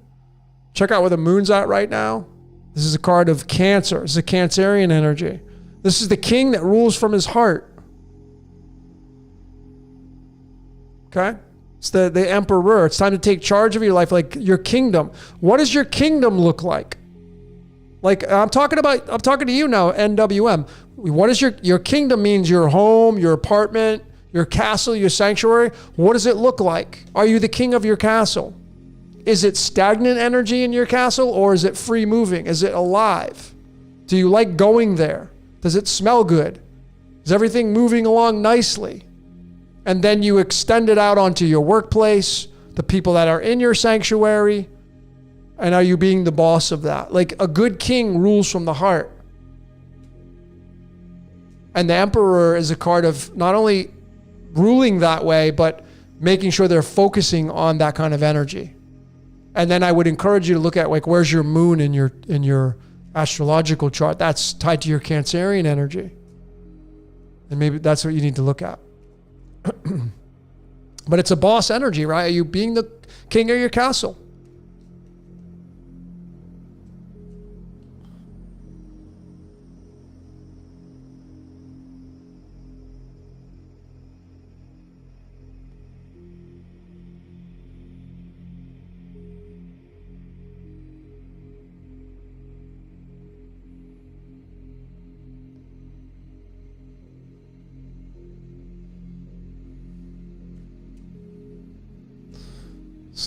Kelly, you study detoxes. It's great.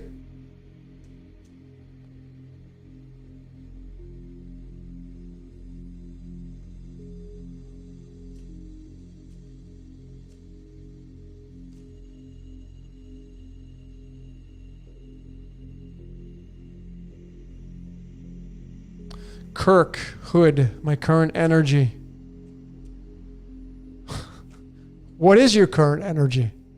Everybody right here, right now, if you had to measure your current energy, what would it be? What would it look like?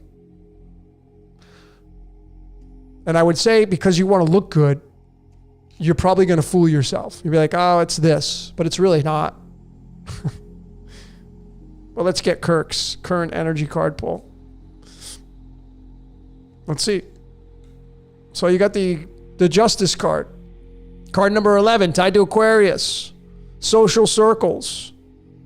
Being the liaison. right? Maybe you need to serve justice in your life to somebody. Maybe you need to serve papers to somebody. Maybe you need to file a restraining order on somebody. It can go so many ways. With that card there, Kirk, I don't know what's going on in your life, so I would go to your favorite search engine, type in Justice, Teach Me Tarot, Justice, and then Teach Me Tarot after that, and then go read about that card. The first thing that pops up should be Teach Me Tarot website, and go read about the Justice card.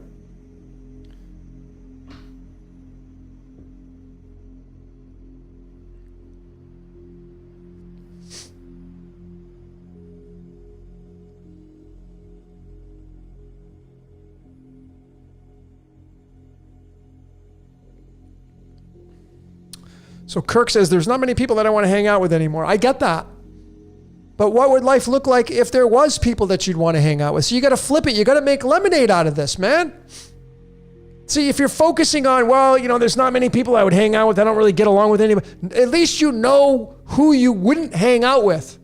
So then you flip it and say, that is if you desire to hang out with people. And I would imagine you do, because if you're saying there's not many people I want to hang out with, that means that you really want to hang out with people. So then at least you know who you don't want to hang out with, but then it gives you the opportunity to focus on the people you do want to hang out with, and then go attract them. Go seek them out. It's just, it's as simple as that's why I always strive to recommend, I shouldn't say always, I recommend Landmark a lot, because when you go to a seminar like that and you walk into a room with 100 people, 150 people, and the main purpose of why these people signed up is to raise their frequency, that's a great place to meet new friends. Because those people are after the same thing you are. Now, it's not going to be a surefire that you're going to meet somebody there that's going to be, a hunky-dory, and you're going to resonate with them 1,000%, and they're going to be your best friends. But I'm telling you, this is what you want to do. If you want to be structuring your life around strategy, then you'd want to hang out with people that are like-minded, that these are places that you want to go to. That's my take on it. So if you don't have friends in your life, what do friends in your life look like that you do want to have? Write it out. What kind of people do you want to hang out with?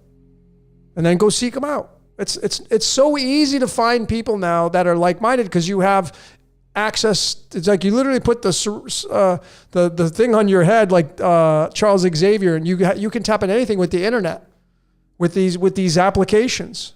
Clubhouse. Clubhouse is a great application. You go meet like-minded people in all these, and you have unlimited access to all this stuff, man.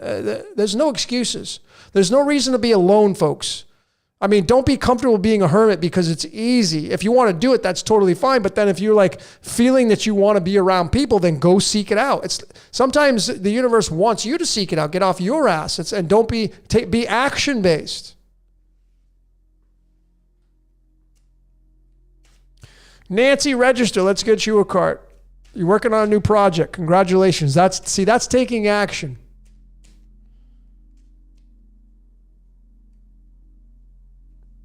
So Nancy, let's get a card for you on your new project. Well, there you go, right? Abracadabra. Bam! Can't be a better one than that. Card number 22 or 23. There's the Hollywood. See that right there? This is the Hollywood card, one of them.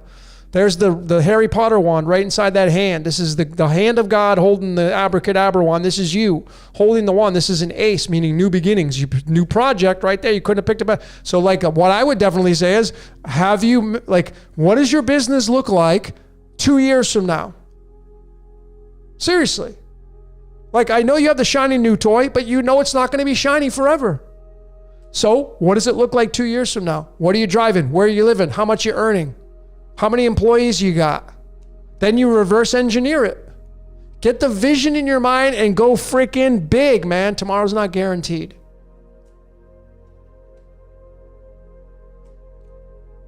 Go big. Some of you just need to go big and forget about the consequence. Just go big. But then, a lot of you don't have faith that you're going to be able to get there. You don't believe in yourself. So you don't even think about the big stuff because you're like, oh, it's no use. I never got there before. You know, there's a great story, and I credit Bob Proctor for this. This is where I learned it from. But there's always somebody that started something to give you the incentive to go and chase after it. There was a guy who was a track and field runner in the 1950s named, I think it was the 50s, named Roger Bannister. And Roger Bannister was the first guy to ever run the mile in under 4 minutes. First guy ever to do it. And the story about Roger Bannister, everybody said, you can't do it. You can't do it. There's no way. It's not possible. And I think it was 1956. Lights, camera, action. Roger Bannister completed the mile in under 4 minutes, and then within a month, there were all these people doing the same thing. Why? Because Roger Bannister set the mark and showed people that it's possible to run the mile in under 4 minutes. I think it was 4 minutes. So then once you see somebody can do it, then you're like, oh my God, I'm a track and field star. I can run that too. And then all these people started doing it. See, you got to take the same concept, apply it in your life. Have the courage to, that's why you need to define, what do you want to do with your life? What are you going to be really good at? What would you do if you could do whatever you wanted to do and not get paid a single dollar for it? That's what you should move towards. Know that you're good at that. A lot of you are prodigies. You're not doing what you're supposed to be doing because you're afraid that you're not going to do it right.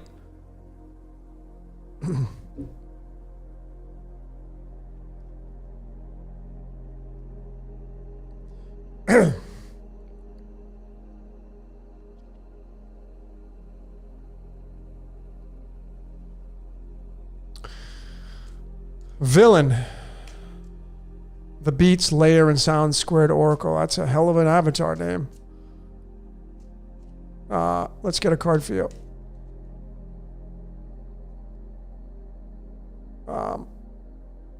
Focusing on. Well, love. I know it's very simple, right? So you're going through some challenging times. Congratulations. Why do I say that? Because there's only one way, and that is to go up. Either that or stay stuck in monotony, stuck in depression. You can't go down, obviously, but imagine you're at the bottom.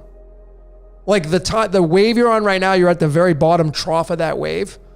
And the only way to do is look up. But you got to take that step. It's all about love, though. So what is going to get you out of this challenging time? Well, love. And it can be loving yourself. Do you love yourself? Are you taking care of this? Or are you being loving towards other people? Maybe you need to get out of that hard time. Maybe you need to focus more on love. Maybe you have the loss of a loved one. Maybe you're taking care of some people and they need love. I don't know. But that King of Cups, go read about it. King of Cups, Teach Me Tarot.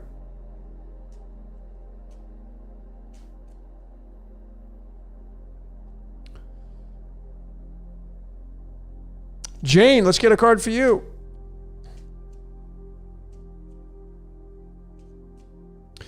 Okay, so Jane, let me give you some suggestions since you asked the question. The question is, am I ever going to finish my online store? Well, what do you want the answer to be? Well, I know you're going to say yes. Okay, well, what would go into taking action on completing your online store? Simplify your life.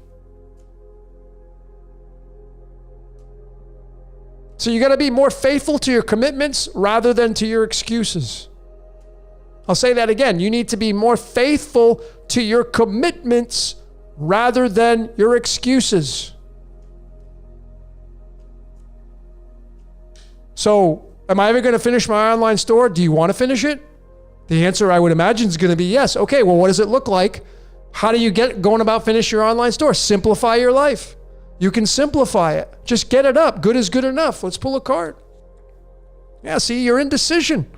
Two of Swords, indecision. You haven't fully dedicated a decision towards finishing it. You're in the dark. This is a card about indecision. You're not sure. You don't have both feet in. So maybe you should have never started it in the first place. But if you say, well, I really want to do it, then freaking go do it, man. You got to be all in with your online store. Just go attack it, go attack it, go attack it like it's going to attack you. Go freaking finish it. And if you don't know how to figure something out, go ask somebody to help you. Just don't ask me, because online stores, like I've done enough of that stuff. But Jane, come on, man. Excuses. You got to be more dedicated to your commitments. Okay? It's time to take action, ladies. A lot of you you're not taking action. I mean, I'm talking in the mirror here. I got all these things I want to do as well. Why do you think I'm pumping videos out? And I'm like, action, action, action, action, action, action. Because I'm not afraid of running out of content. Like, what if I'm not going to run out of content. I got this project, I got that, I got this going, I got reading. I'm not going to run out of anything. I'm a creator. I'm a creative being. I'm unlimited. That's why I have my t-shirt, limited edition human. That's what all of you should be saying. You're a limited edition human. You just gotta, it's nice to say it, but talk is cheap, right? Well, we've all heard that. To action, action, action. That's what the director says. Lights, camera, action. Imagine you're in that and you don't even say anything. Like, it's your time to speak and the director's like, action. And you just sit there and that's a lot of you, that's how you live your life. And the director's like, hello, so you got to say your part now. Like, come on, man. Everybody's working here on the set. See, you got to start treating your reality like you're on a movie set, because you are. But you got to start taking action. That's what gets the movie completed, because they're on a budget. Well, man, life's not going to go forever for you, you know. One day you're going to die, so you might as well get your freaking shit done now, instead of sitting there waiting and being reactory to your life. Well, I'll wait to see what they do. Like, a lot of you want to break up with your partner, or you want to leave your partner. Well, let me just see what they're going to do. Why would you do that? What do you want to do? Take action, ladies and gentlemen. If you want to stay, stay. If you want to go, go. If you want to leave, then go tell them you want to leave. If you want to stay, go tell them how bad you want to stay and make it work. And I'll do whatever it takes. I'm all in. Many of you are not all in your relationships. You got one foot in and one foot out, and you're waiting for the next best thing to come, and you're not being authentic to yourself. You're not being authentic to the person that you're with. And that's not really being the real deal McCoy. So you're either going to do it or you're not going to do it. Which is it? So, again, the flat squirrel. Don't be a flat squirrel. The road is paved with flat squirrels who couldn't make a decision. A lot of you are going to be flat squirrels. You'd get run over because you don't know what you want to do.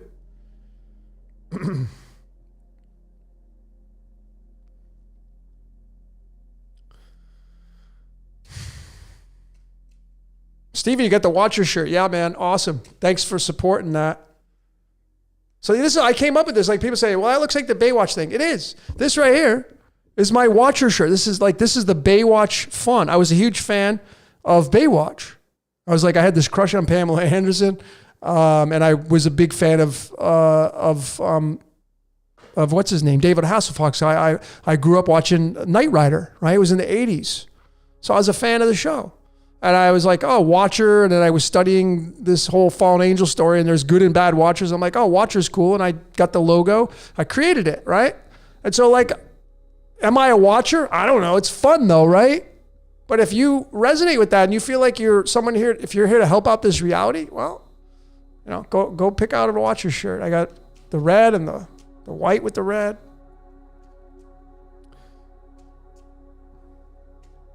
Star Being says, the choice is easier with more money. Then go, what does more money look like for you?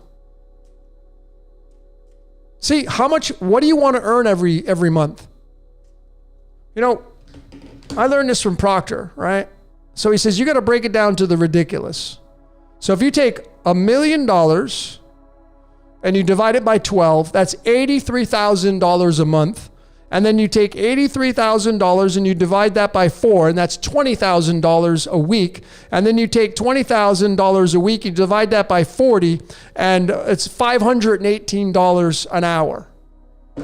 That's what it takes to be a millionaire, to make $518 an hour.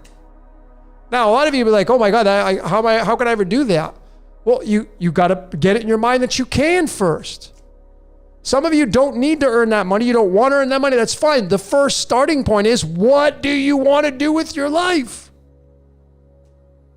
It starts with an idea. Ding. And then you got to do the work. And the work is, go study some Neville Goddard, man. Visualization, closing your eyes. What does $1 million look like every year for you? What would you be doing? What would your daily activities be doing? Where would you be living? What would you be driving? Write it down. Go do a vision board. Some of you don't get out of your own way, man. You just stay stuck in monotony because it's easy. You wake up, oh, well, it's your excuse. You're more committed to your excuses than you're more committed to your excuses than you are your commitments.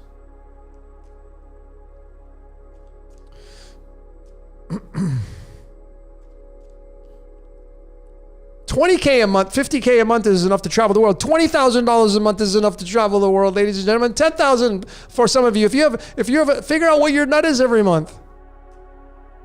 Some of you don't care about saving money. That's totally fine. Like if your nut's $3,000 a month and you're making 10, that's surplus of 7. You can do whatever the hell you want with 10K a month.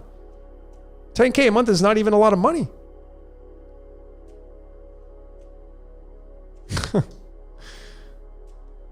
Some of you, like I look at charts, right? That's what I do for a living. Part of it. I look at astrological charts. Like, let me give you an example. And I already talked about it. And I'm going to decode his life. Who I owe a lot to. I've met him one time. Bob Proctor. This is his birth card. 10 of diamonds. It's called Fortunate Blessings. Tom Brady, the quarterback, 10 of diamonds. Prince, Michael Jackson, 10 of diamonds. Matthew Groening, the creator of The Simpsons, 10 of diamonds. Bob Proctor was a teacher of manifesting anything and everything you want. Now, does that happen in this reality? Of course it doesn't. Matter of fact, most people will never get to that space. I'm not even going to get into the details about it. But ladies and gentlemen, I study charts and I see people, I'm like, man, do you realize that you're supposed to earn a lot of money? Some people, they feel it feels good. It makes them feel warm and fuzzy inside, but they can't see that because mom and dad maybe, they lived a really tough childhood. Mom and dad didn't have a lot of money, so they're programmed from that aspect of mom and dad not having enough money and mom and dad telling you got to work for your money and money doesn't grow on trees and it's going to be a tough life for you because it was a tough life for me and my parents immigrated from over there and it was tough for them. But man, it's in your damn chart to freaking crush life because you got a 10 of diamonds. This is Bob Proctor, the guy who was, to me, the guru on, if you want to become born, like he's got a series called Born Rich. This is what you should start. If you want to earn more money, man, go watch Born Rich on YouTube. Well, I've told so many people to go do that, and a very small percentage will actually follow through with it. Why? Because your life that you complain about that you don't like is more important than watching and doing the work. It's more fun going out with the fellas every weekend, getting drunk.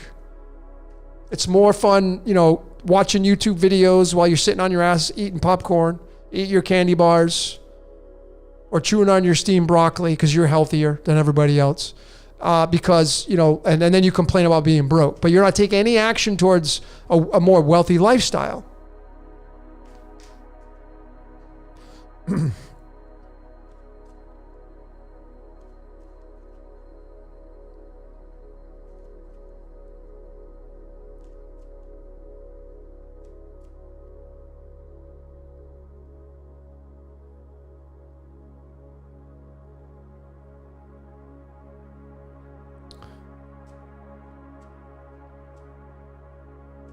All right, let's get back to some more cards. Sun Goku, Goku, I think. All right, let's get that. Sun Goku. Let's see what you got. Well, you got the Two of Pentacles, right? Card number 66, tied to the Christ. This right here. You see these two pentacles? Or this right here, this character. This is representing the Ida and the Pingala, which is the Kundalini, which is the Lucifer and Jesus energy that runs up and down your spine, called the prana, the chi, through the chakras. That's what those two pentacles mean. Good cop, bad cop. It's card number 66. Jesus was born on latitude, longitude 31 and 35, which equals 66. This is you having the Jesus Christ experience. Good cop, bad cop, ego, spirit, and the juggling of both. Now, they're pentacles, so in the card of the tarot, it may indicate that you're juggling a lot of things in your life, and you got to figure out what's going to be more important for you to take action on. Sometimes you have to delegate responsibilities when you get the Two of Pentacles. Because maybe if you're authentic with yourself, are you a finisher in life? Sometimes people who don't finish things, they're good starters, they're not good finishers. So this is why tarot and the cards and all astrology and all this stuff is all coming to a head, and you're going to start seeing in apps, dating, the whole 9 yards, because people are wanting to shortcut the process of meeting up with people. Like, if you're going to go choose a business partner, I want to know what kind of how you roll. If you're somebody who's not a good finisher, I'm not going to pick you up for a closer in my company on the phone. Some people are not born to do it based on their DNA and their code. So that card, the Two of Pentacles for you, Sun Gu, could look for the number 66 in your life. But it's a card of like, are you balanced? Your Kundalini? Are you leaning one way towards one way? But it also can represent the flow of energy as you move into a business. A lot of ways to look at that Two of Pentacles.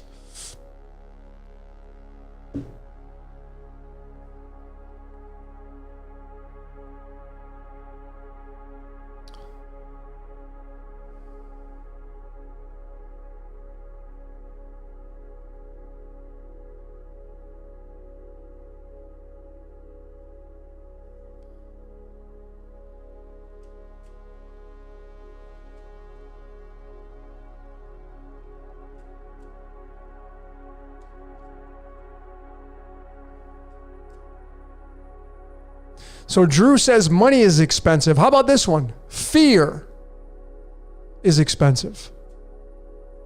How about that one? Fear. Costs you a lot in your life, fear does. Fear is expensive. Procrastination is expensive. Reaction is expensive. Sitting still, idling is expensive. Inertia is expensive. But fear is expensive. Why is fear expensive? Because fear is what holds you back from achieving the greatness in your life. Why do we hold back on achieving greatness? Because life is about looking good. That's why our favorite landmark. That's what Werner Erhard said, the founder of it. You live your life as if you're under a damn microscope all the time. And everybody's looking at you and you're wondering if you're going to look good doing the things you do. That's why people, they make excuses when they're late sometimes. Like, I'm sorry I was late. They go, but do you ever brag when you're early for an appointment? Do you ever walk into an appointment and you're 20 minutes early and you tell the whole entire staff why you were early? I'm 20 minutes early because, I got up on time. I took a shower early. I was out of the house early. No, you only make excuses when you're late. That's because you don't want to look bad. So you justify looking bad to make yourself look good. Well, I'm sorry I was late. I got stuck in traffic. And yeah, it's the traffic's fault. And it's your kid's fault. And it's your wife's fault. Because they wouldn't let you out of the house because they wanted to talk to you for 10 minutes. It's not your fault. Everything about your excuses, those aren't your fault. It's everybody, it's them. It's their fault. That's why I don't look good. So there's my excuses. That's what folks, we all do it now. I'm speaking in front of the mirror here, being authentic with you. We all do this. Because life is a one great big looking good aspect. It's just so funny. This reality it's a joke. We literally walk around. I mean, why do you not just get out of bed with bedhead and go to work? I see so much insecurity in life. It is, and we all have it, right? We all have it. I mean, I'll be very transparent with all of you. One of the reasons why I started working out as a young kid, I've been working out for over 30 years. Okay? 30 years I've been in the gym, working out. Been bigger, smaller. I stay in shape year round, right? Because it's a habit of mine, so it's easy for me to do. But the reason why I got into working out, beyond other reasons why I got into it, is because I was raised in a religion of people not liking me. I was raised in a religion where I was looked at and I was looked down upon. I was afraid people weren't going to like me. I didn't look good enough because I didn't do this. I didn't celebrate this. I didn't pledge allegiance to the flag. I got made fun of. Couldn't do the birthday parties. It was all about me being under the microscope, me being looked at. And then when I got into the gym and I started to look in the mirror and I started to see transformation, it made my ego go up. It made me feel better. And I thought that, well, if I do this, then people will like me more because I look better. And then I got into competitive bodybuilding, and it was a big ego trip. It was, it was like I wanted to get fed. It was much different. But it was all about looking good. And I tell you, the ego, it's like when I stopped doing a lot of things, like the working out I was doing, testosterone, I stopped all that stuff and the competitiveness and I reduced down a lot of weight, and it was the biggest ego buster of my life. It still gets me. And it's the same thing of like if there's women out there and they get breast implants, right? And then imagine you live your life 10 years, 20 years with breast implants, and then you take them out because women do that. And then they're not happy because they don't get the attention anymore. They're used to having people stare because they have that enhancement. It's the same thing with a dude, and you're big and you're muscular and you walk in and life's about looking good. And so you get out there and then you pull the plug out of that and it's a different change. Your ego has to adjust, folks. It's all about looking good in life. I mean, do whatever it takes to be happy. Yes, I get all that stuff. But man, you got to put yourself in check. And it's the ego is one son of a bitch, man. I tell you, the ego that's your adversary, obviously, the adversary to your spirit, but it's a necessary one because it's where your desires are coming from. But I went through it, man. I've been through it. Been there, done that on so many things. But I'm all about, I'm all about looking good, like looking your best, like. If you walk into a room with a suit versus walking in with some haggard jeans and torn jeans, you think people are going to take you serious? No, because the way our reality works is based on the way you look, the way you present yourself. That's why businessmen and businesswomen, they look good. They got, you ladies, I mean, you're going to just get up and go to work with bedhead and your hair's not done and you look scraggly and you haven't brushed your teeth and put any makeup on. You wouldn't dare leave the house. Why? But you'll show up like that in front of your boyfriend because you conform to the boyfriend, and then it's no big deal. But I got to show up in front of a client. Well, I ain't going to show up with bad breath. I'm not going to show up without any makeup on. See what we do? See what I'm saying? Like you wouldn't dare do that showing up for a client. But if it's your boyfriend or if it's your girlfriend, it doesn't matter. Oh, they see me every day. Who cares? So it's like they become less important, and then the total strangers in life become more important. It's just crazy, man. The way human beings are. Wow. That's why life's a freaking joke. It's just it's a joke. It's just funny. All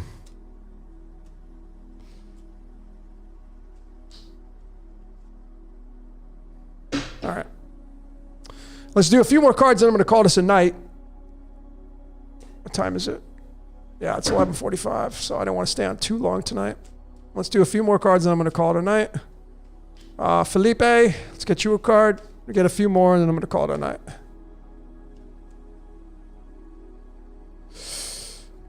Felipe.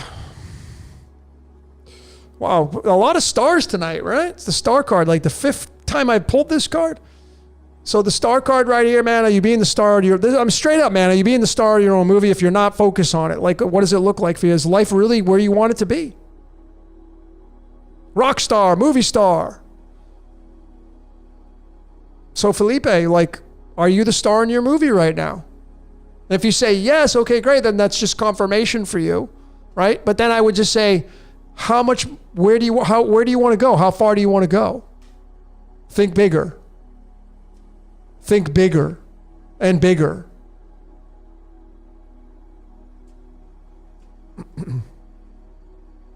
Architect is asking, how to choose where to move to? Well, there's no way a tarot card is going to tell you that. I'll give you the answer to that. Where do you want to move to? Forget about how much it's going to cost. Write out a list of where you want to move to. Pick like 5 or 10 different cities. Then start to go watch YouTube and watch this is how amazing YouTube is. Thank you, YouTube, for hosting this. Watch YouTube and go watch all the videos of 4K drone footage of these cities, and go watch people that are on vacation or have moved there, living there, relocated there, and get their opinions on what it looks like. That's how you would choose, but you gotta pick the spot. Or maybe you're gonna get invited to be moving somewhere. Like the reason, you know why I'm in Mexico? My friend Sharon invited me to go back in 2020. It was an opportunity. And that was the universe saying, hey, Logan, go to Mexico. And I said, okay. And I've been here ever since.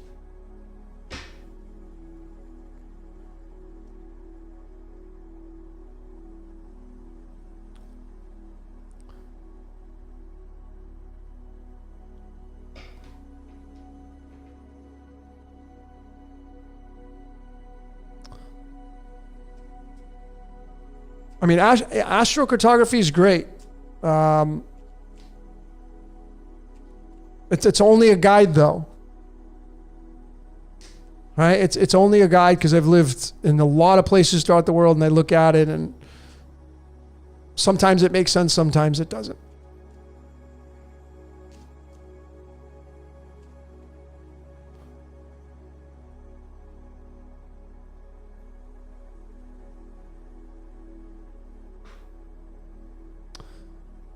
Someone's asking a question. Logan, the tarot chart you use, your own invention, or is this correct tarot? I learned, when I learned tarot a long time ago, it was wands, cups. The cups catch the wands, and then the cups pour out onto the swords, and then the swords stab into the pentacles, which represent earth. That's through the tarot, okay? And then the Fool can be card 0 and card 22, which gives you 78 cards. But the Fool only has the 0 on it. So I postulate, that's why numbers encroach. That's why if you get my graphics that I send out to people, I send out charts, the tarot cards, 77 tarot cards or 78. So these cards will move up or move down a slot based upon whichever chart you use. That's why it's going to, these cards like the abracadabra, the magic wand of Hollywood is, the Ace of Wands can be card 22 or 23.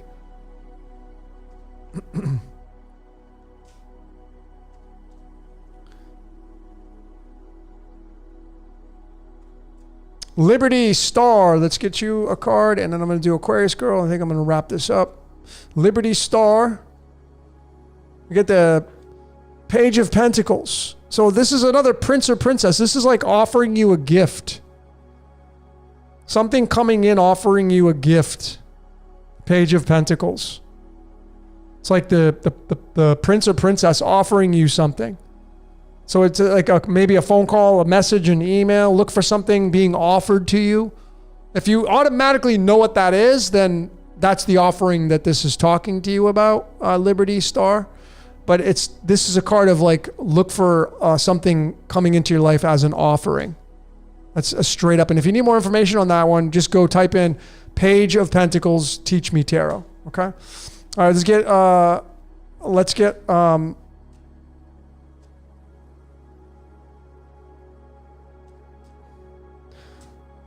get Aquarius Girl here. Aquarius Girl. Oh, look at that. I pulled it again. Wow. So double page of Pentacles. So Aquarius girl and Liberty Plus or Liberty Star.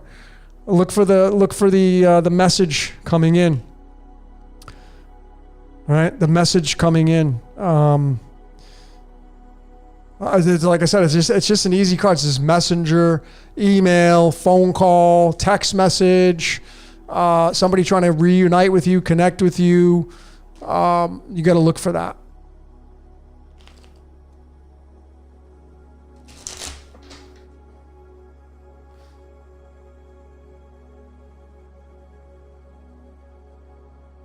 I speak very, very little. Poquito Spanish. I should know more being here this long, but all legs, no torso. Already gave you your answer. You're trying to stretch it. That's like asking the tarot, not satisfied with the answer. You said you put in for a separation to end it. So the answer is already there for you. Will my husband and I reunite? Do you want to reunite? What is the answer to that? You already said in your previous comment, you said, and I'm not trying to be a dick here, I'm just saying in your previous comment you said that I've already, the separation and the ending, that's like you've already moved towards that. Well, then why are you asking whether or not you're going to reunite? That means that you're not standing in the decision that you've made to move forward of the ending and separation. Unless I didn't read you right. Okay, so if you want to reunite with your husband, then go tell him that. Tell him whatever it is that you need to do to reunite and to make your happily ever after, you're going to do it. You're all in. Whatever it takes, I'm all in. Whatever it takes, I will do it. Now, of course, it takes two to tango, right? But obviously, since you are wanting to reunite, that means that you're willing to forgive whatever he did for his wrongdoings. Got to go, look, man, closed mouths don't get fed. Got to go tell him that. So there's your answer. Will you reunite? Well, you want to reunite, but it takes two to tango, so you need to go ask him. Do you want to reunite with me? And if he dances around, well, I don't know. Well, then you got to freaking, come on, man. Tomorrow's not guaranteed. I want to reunite with you. I'll do whatever it takes. There, you have it. So what is it going to take for us to reunite? Closed mouths don't get fed. A lot of you people you dance around. Go, what do you want?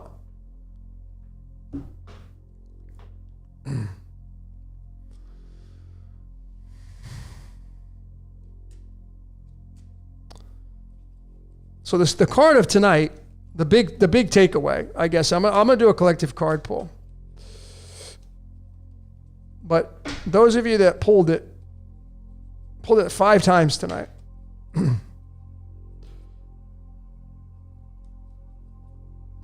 Was the star card. Just to remind you of, the importance of being the star in your own movie. Superstar, rock star.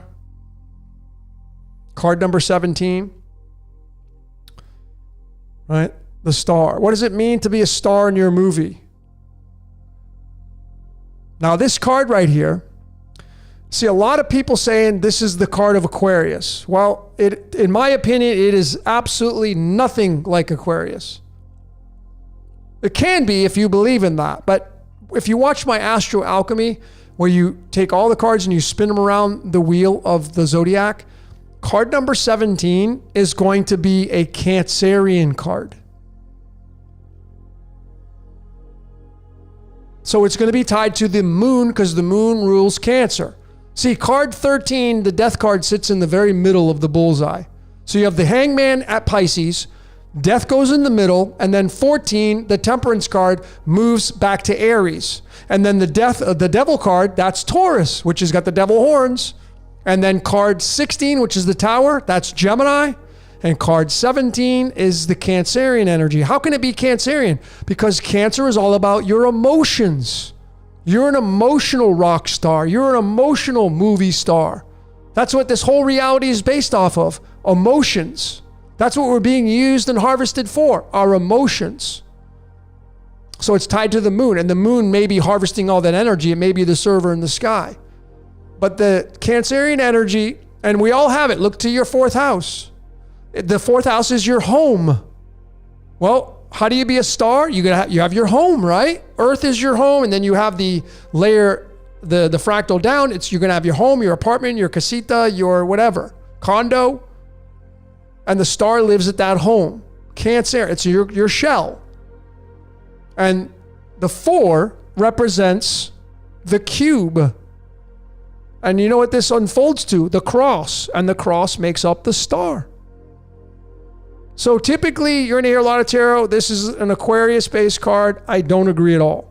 This is a Cancerian-based card, primarily. It can be Aquarius, of course, because people say it's an Aquarius-based card. But the 17, when you wrap it around, fits in house number 4. And obviously, you're going to be tied to the Emperor.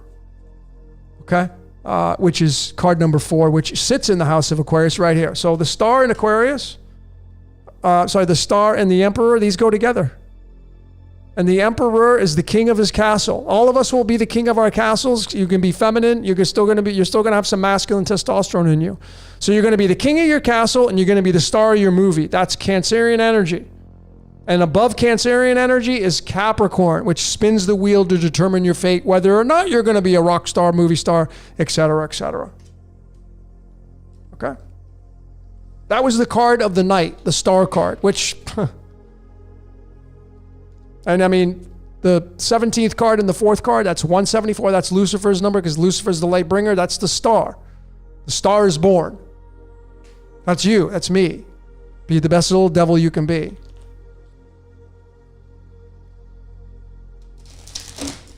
Okay.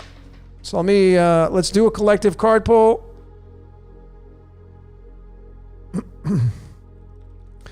And we're going to call it a night. Shuffle these a little bit. Sorry if I didn't get to your question. It's just really challenging to get to everybody's question. I did this last minute and...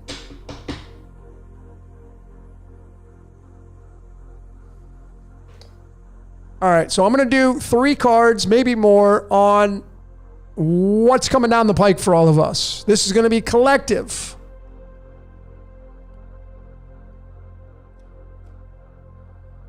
This is going to be for the collective, right? Like what's coming down the pike. Now, if you've been tuning in for the past 3, 4, 5, 6 months, the tarot has been saying that a DNA activation upgrade is coming into play. And, you know, what I want to point out to all of you, let me just pull this up. Hang on a second. I want to show you the energy of what the chart astrologically looks like right now. Okay, so you can kind of follow along. And if you don't really understand how astrology works, that's okay. I'm just going to kind of give you the 101 on the current chart.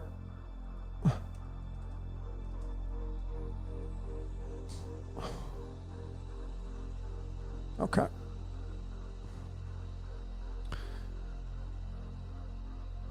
So let me show all of you. So here's the current chart for, right about now. It's 11, it's almost mid. This is right for midnight. So this is like almost in real time right here. Let me just get my cursor.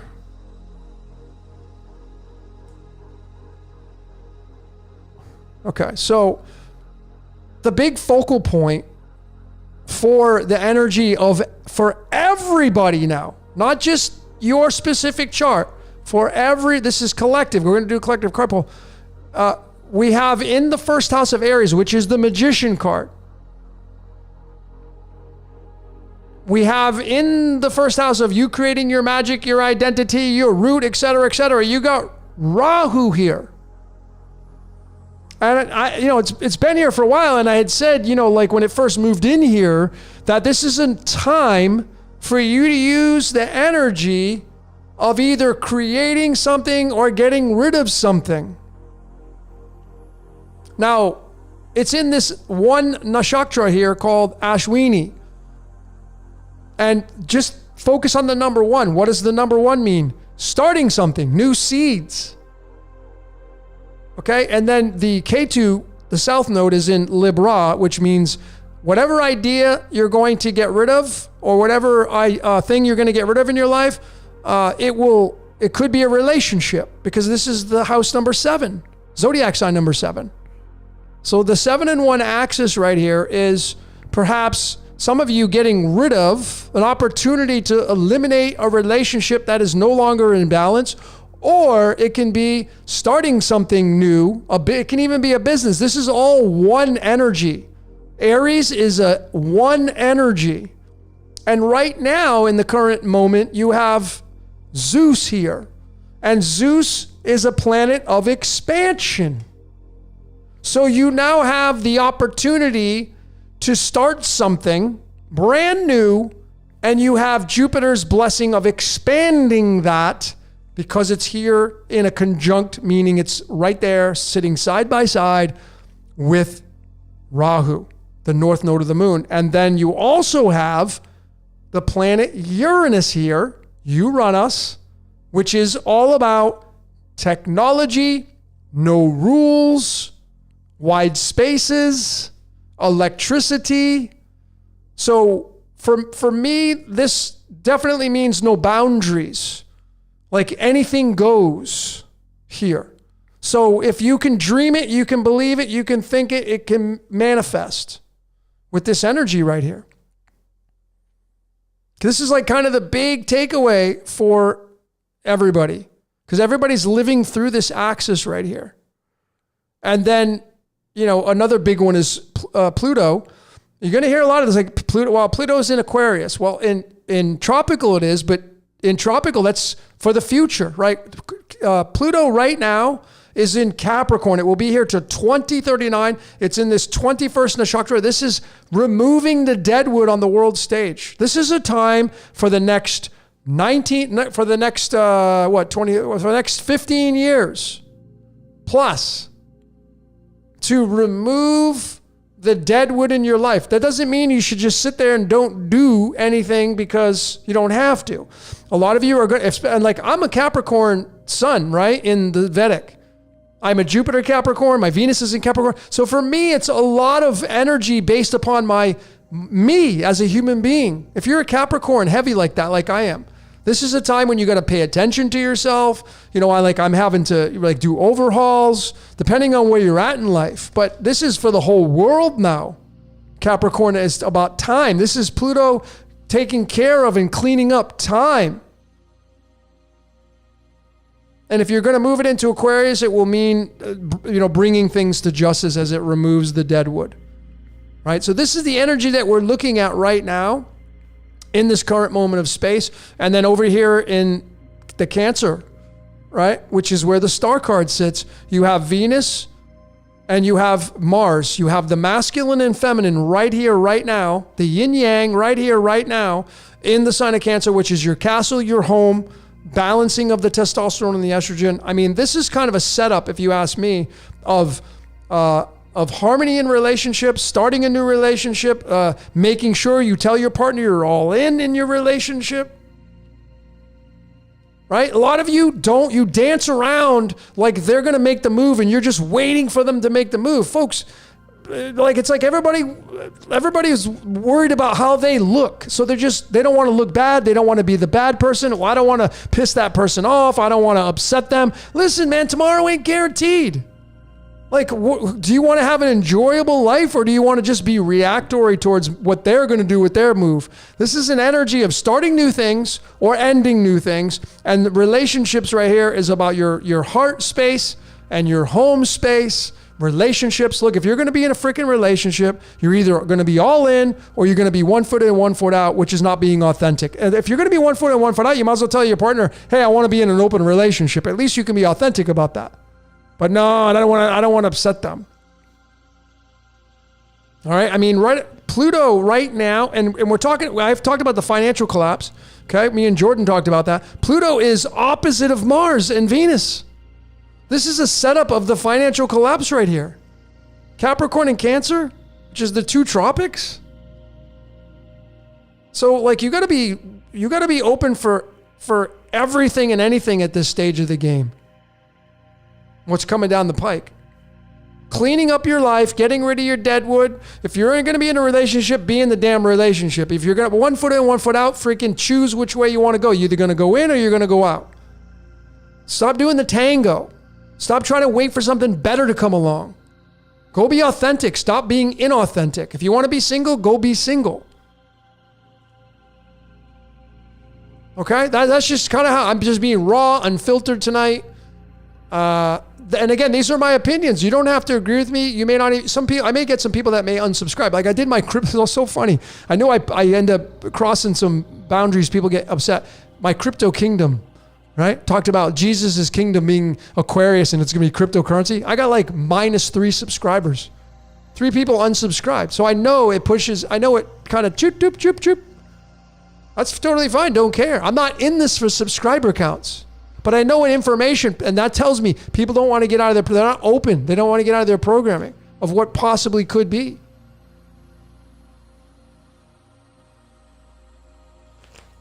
Okay. Let's do a collective card reading based upon all that energy that I just talked about right there. Let's see what's coming down the pike. Like I said, this is like DNA activation upgrade galore right now. That Rahu right there in Aries, that's the Magician card. Moving through all 12 houses constantly, day in and day out. But Rahu there, Jupiter expanding on that Rahu position, which is going to tie into your desires. What do you want in your life, ladies and gentlemen? What does the most exciting life look like for you? Well, go create that on your vision board, whatever it is that you got to do. But let's start pulling some cards, okay? All right.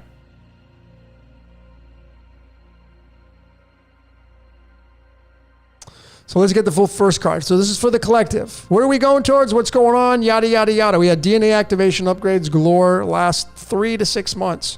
Well, we got the Page of Swords. This is card number 61, tied to Prometheus. So right off, starting with a bang, we got Prometheus. 6 are the Page of Swords. The Prince or Princess of Swords, which is an idea. This is from the tarot, it's air. In the cards of illumination, which that's not even in the card, the deck of cards. So this is a straight up air card. This is ideas, messages coming in, popping into your mind. Page of Swords. I mean, could this be more DNA activation upgrade? More of that coming into pike. Let's see. Let's keep going and see what we got. Card number 2 for the collective. We get the Hangman, the Major Arcana, card number 12. This is a Piscean energy, so now we have more of the body, the biology of the body. Pisces represents the fish, the 2 fish, which are your 2 feet that stand on the ground. Represents your yin-yang. And this is a mystical card. So we now have the Page of Swords, which is Prometheus, which is the ground, right? Prometheus is the ground you stand on.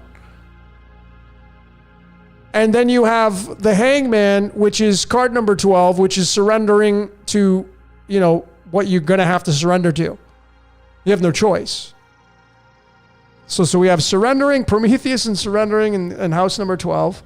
Let's get a third card now to bring this all together. What we got for card number 3? We have the 38th card in the deck, which is tied to the binary system, which is tied to mind control. We now have companionship, we have communion, we have cooperation. So we have new messages coming in that we're going to have to surrender to that involve cooperation. See, in my eyes, in my truth,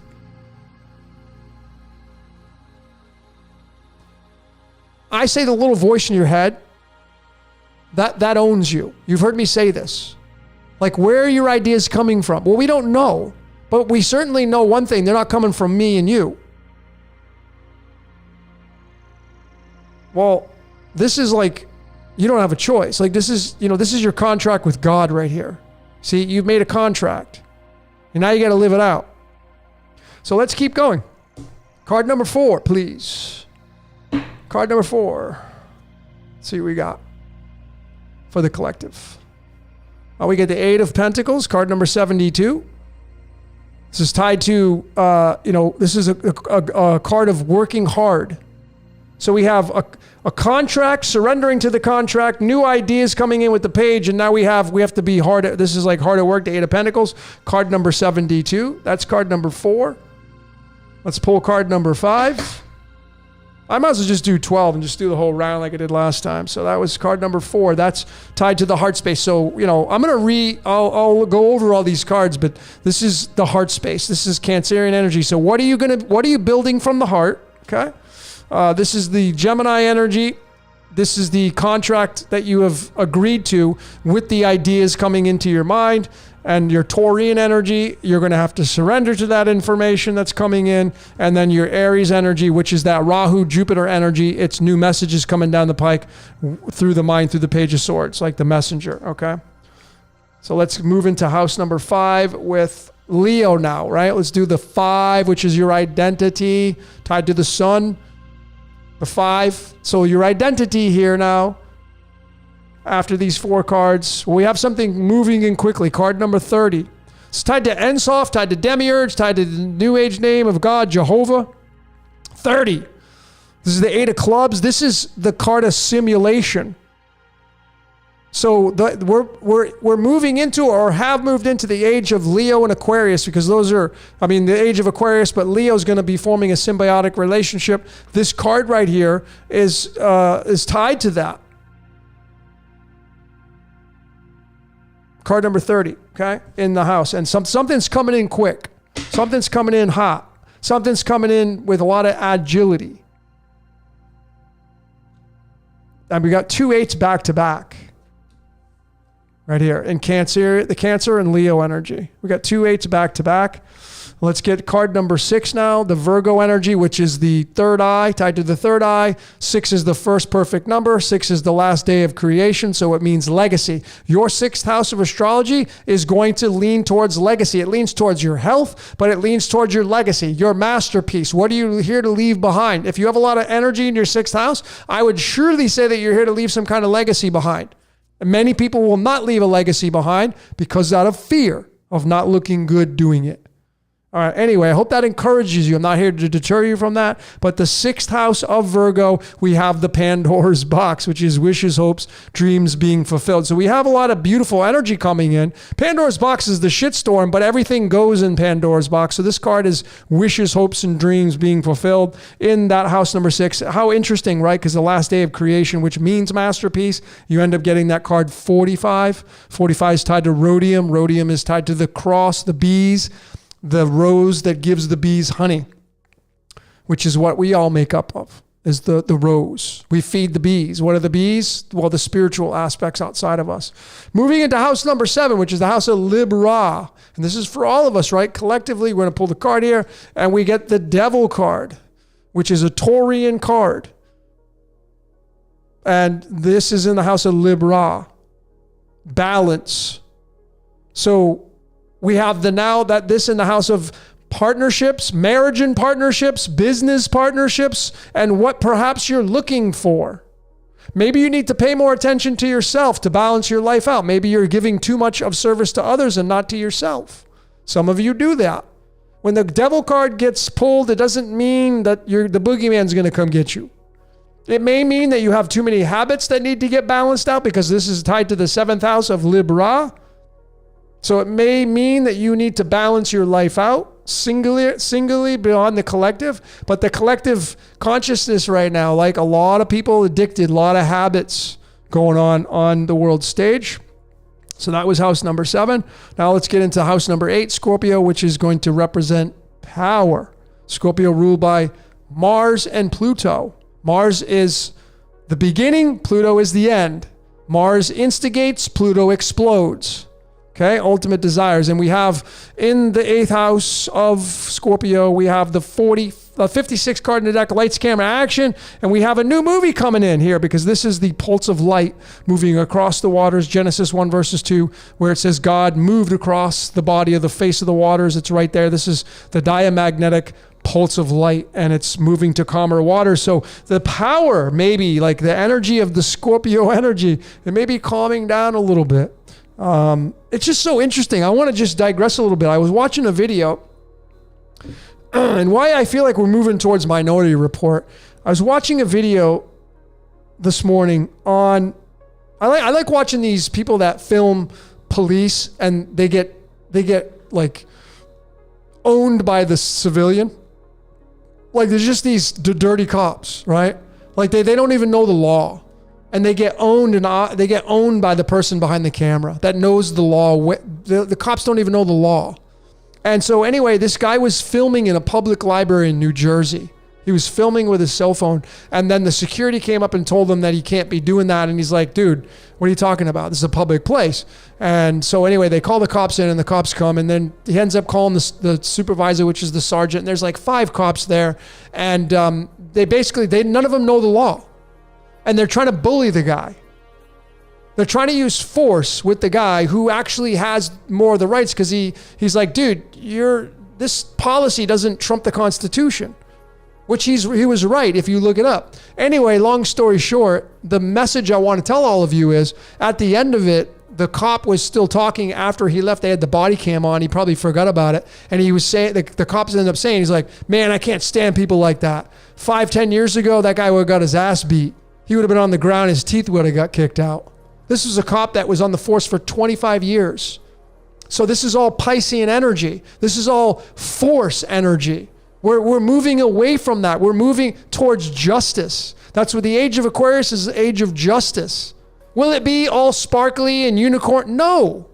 But Minority Report was all about moving towards crime prevention, preventing crimes from happening. People doing things by the books, not just forcing themselves upon you and breaking the law to suit them and putting you into fear mode. That's exactly what the message was. It's just amazing how it hit me watching this, and and this is what these cops do. Some, not all of them. Some, because I hey, I know there's got to be law and order. I get that. There are some crooked cops, but there are some good ones, right? There's all yin yang in both. But these people were like, they were using force. They were using fear and force to control people. And that's not, they're supposed to protect and serve. They work for the public. They're a public servant.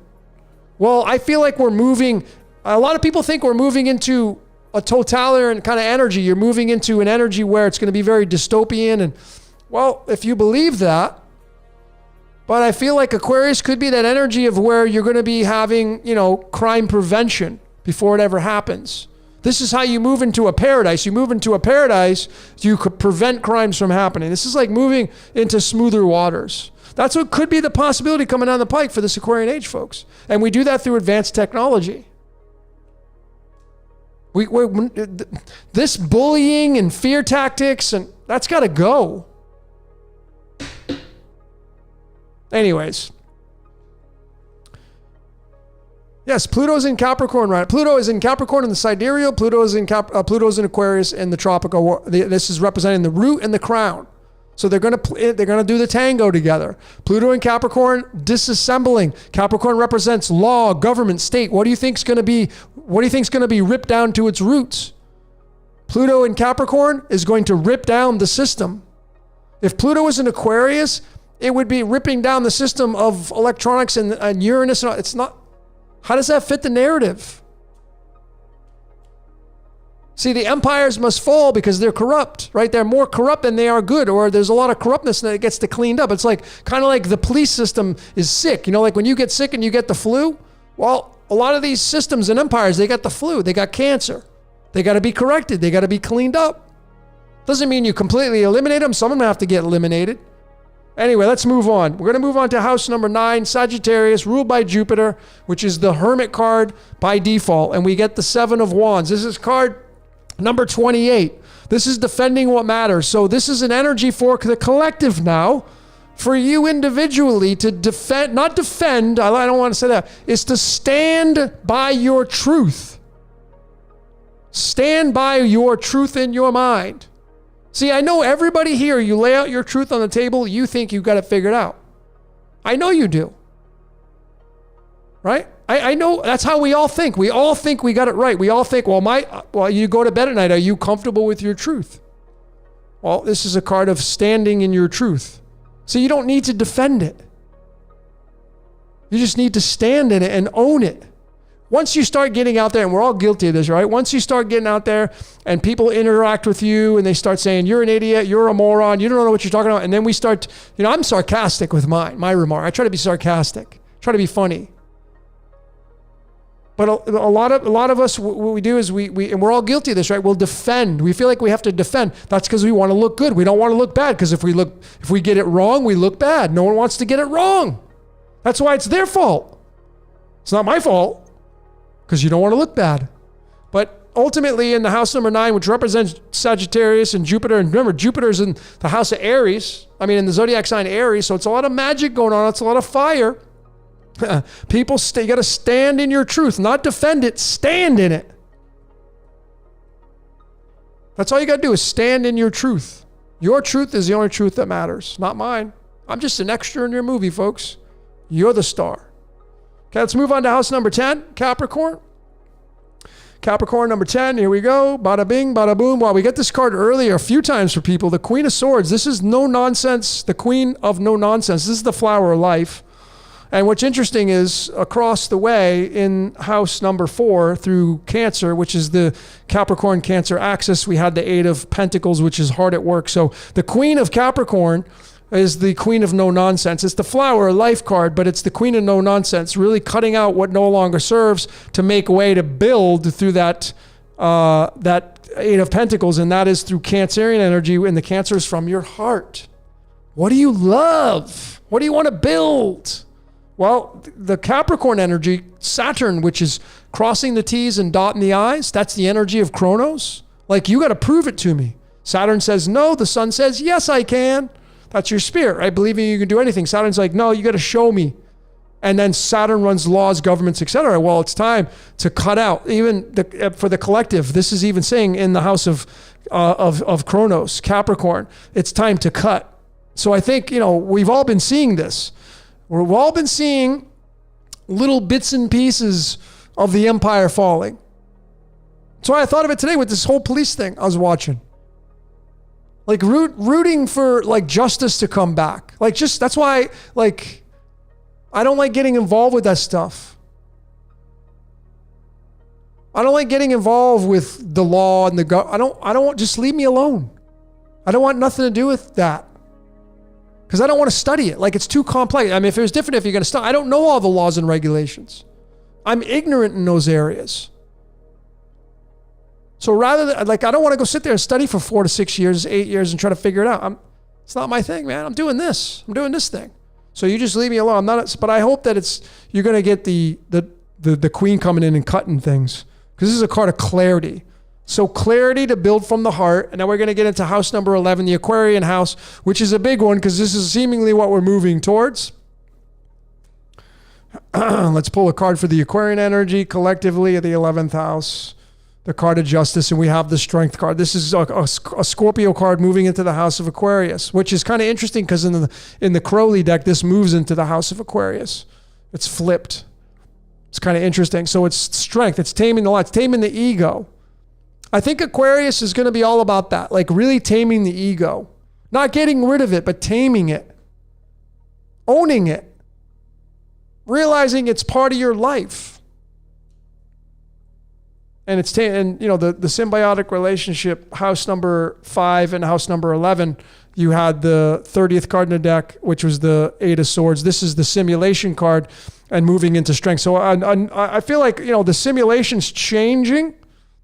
It's moving in hot and heavy. It's moving in fast. The house of Virgo and, the house of Pandora's box was the Pandora's box card, which is wishes, hopes, dreams being fulfilled. So maybe a brand new start here, ladies and gentlemen. And then the final card number 12 through the sign of Pisces, the 12th house, which we got the Hangman in the house of Taurus. We're going to pull and get this card number 51, which is the Ace of Swords, which is the Ace of Spades. It's interesting because this is tied to mind control, which I know is very controversial for a lot of you. You don't want to think you don't want to believe you're under control of anything. I get it. But this is the beginning of clarity and realizing and surrendering. And this is in the house of Pisces, And right, I think Neptune's there right now. Was it Neptune? Yeah, Neptune's in Pisces right now, along with Chiron. Okay, so the clarity of the Ace of Swords combines with the Pandora's box in the house of Virgo, these two right here, forming an axis of, wishes, hopes, dreams being fulfilled, but starting something brand new with absolute clarity here, the Ace of Swords. I mean, usually it indicates brand new. Let's pull one more for card number 13, and we're going to finalize this collective card reading. Thanks for sticking with me here.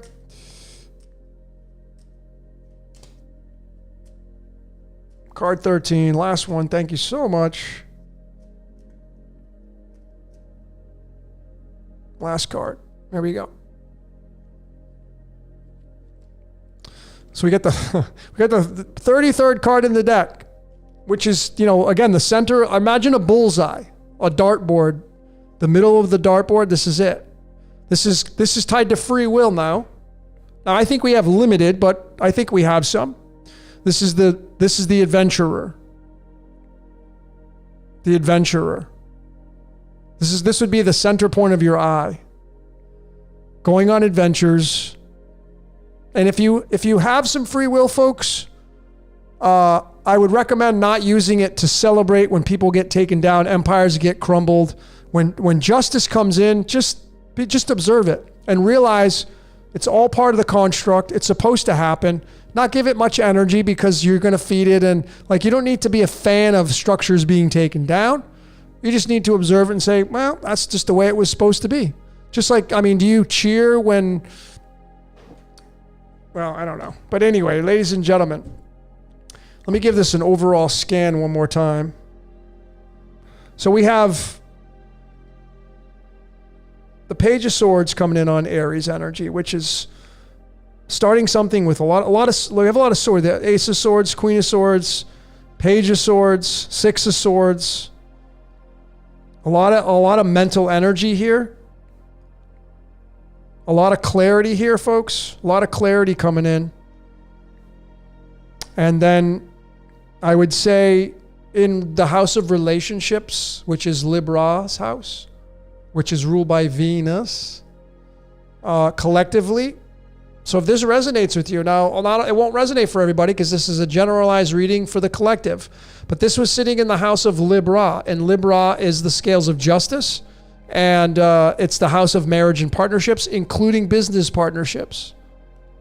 So if you have a toxic relationship right now, if someone's being selfish and not, given 100% in the relationship, if they got 1 foot in, 1 foot out, if you got 1 foot in, 1 foot out, what are you doing? See, some of you have a partner that's 1 foot in, 1 foot out. Maybe they abuse you and you allow it to happen because you feel like you don't have any other options and they're being this, and you feel like there's no hope. Well, across the way in your first house with the aspects of Rahu and Jupiter is saying, well, you do have hope. You just got to take the first step. You don't need, like in the movie The Secret, it says you don't need to see the whole staircase. You just got to take the first step. So the houses of marriage and partnership can also mean your hobbies and your habits. So the encouragement here is, what devilish habits do you have that are more acidic in nature that you need to get rid of? Because it's causing you unbalance. It's causing you unrest. And when you do that, you'll gain power by moving to calmer waters, and your mind needs to stand in your convictions and own your truths. You don't need to defend them. See, we're all decoding ourselves home. That's my take on it. So my truth may not be your truth. It's not supposed to be that way. You know how boring it would be if everybody agreed with me? There'd be no challenge. Yeah, I may get a lot of likes and subscribes. I'm not in it for that though. And then in the 10th house, we have a lot of clarity in the house of your, this is also in the house of career and service to the world. So this is your time to get really clear on what it is you want to do in your life, because at the opposite end in Cancer, you had hard at work. So if you're going to put your efforts, if you're going to give 110%, as they say, in your service to the world and your career and build your happy home, well, you need a lot of clarity with the Queen of Swords. So this is a time to use this energy, no nonsense. So what do you want to do with your life? And it's time to cut some cords in your life if they're not making you move in the direction you want to move in the axis of the Aquarian Leo axis. You got the line right there too in the house of Aquarius. It's kind of interesting, right? But you got very fast movement of a lot of strength coming into the axis of the 11 and 5, which is your identity. Your identity. A lot of strength. You got to own that though. There's a lot of power in your identity and you give a lot of it away. How do you dissipate your power? This is your power in your house of Aquarius, right? Your social circles, because you're giving your power away to the social circles. That's why you have social media. That's why social media is here, because the 11th house of Aquarius, which is what we're moved into or we're moving into, it runs your social circles. Well, what's big on the world stage? Social media. Because we're moving into the age of technology, which involves computers, which involves social media, which involves the metaverse, which involves Facebook, which involves LinkedIn, and Uranus runs all that because Uranus runs the electrical aspects of it. It runs far away. It runs communications through a lot of distance because it represents the sky. So it represents communicating from distances. You're going to have people, they're already doing it now. You're going to have people that are going to be able to be talking to you through a hologram. That's coming next. Oh yeah.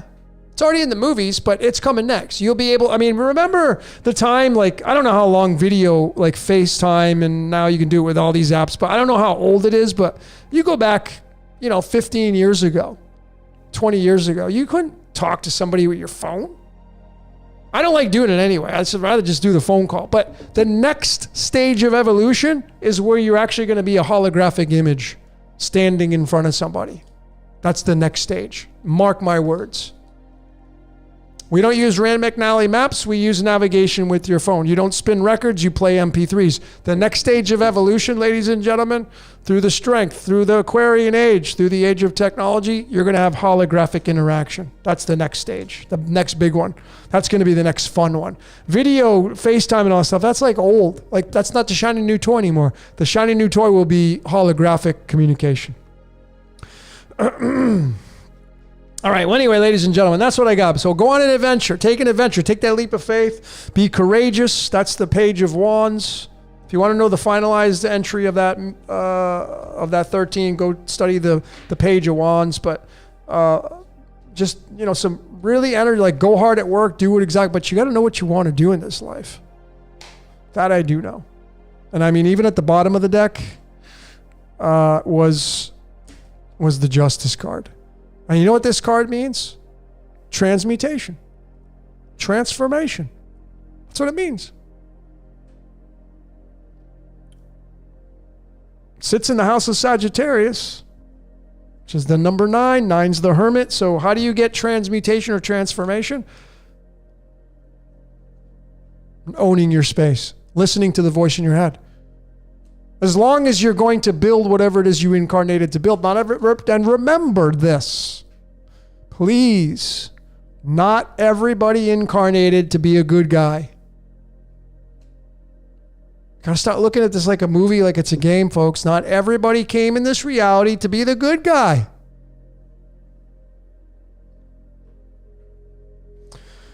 All right.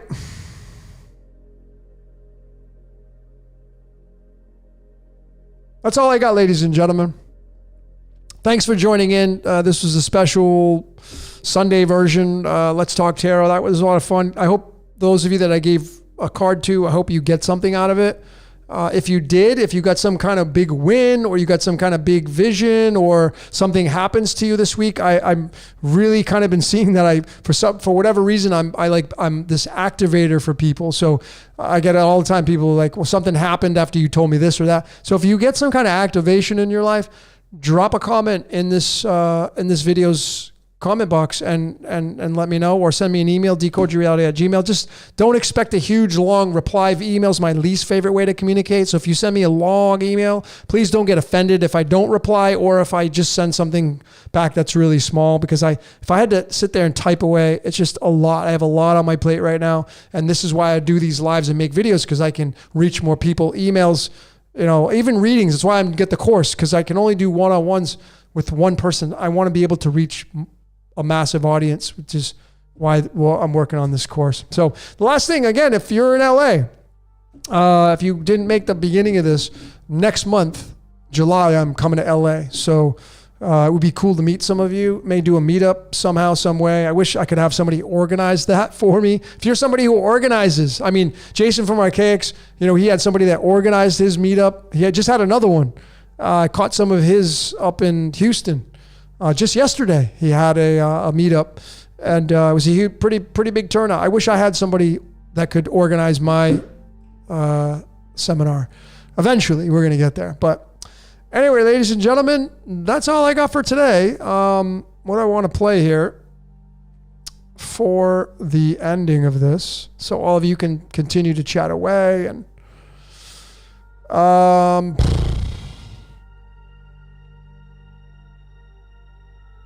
right, let's play it. This amazing song is going to get me a copyright, but it's not a big deal. This is the band, and go support this band, right?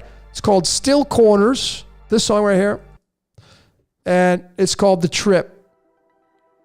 Okay, it's an amazing song. Big shout out to my friend Hope for introducing this song to me. Still Corners, called The Trip. But ladies and gentlemen, thanks for joining in. I hope you got something out of this. That's all I got for today. My name's Logan, Decode Your Reality. Until next time, we will see you later.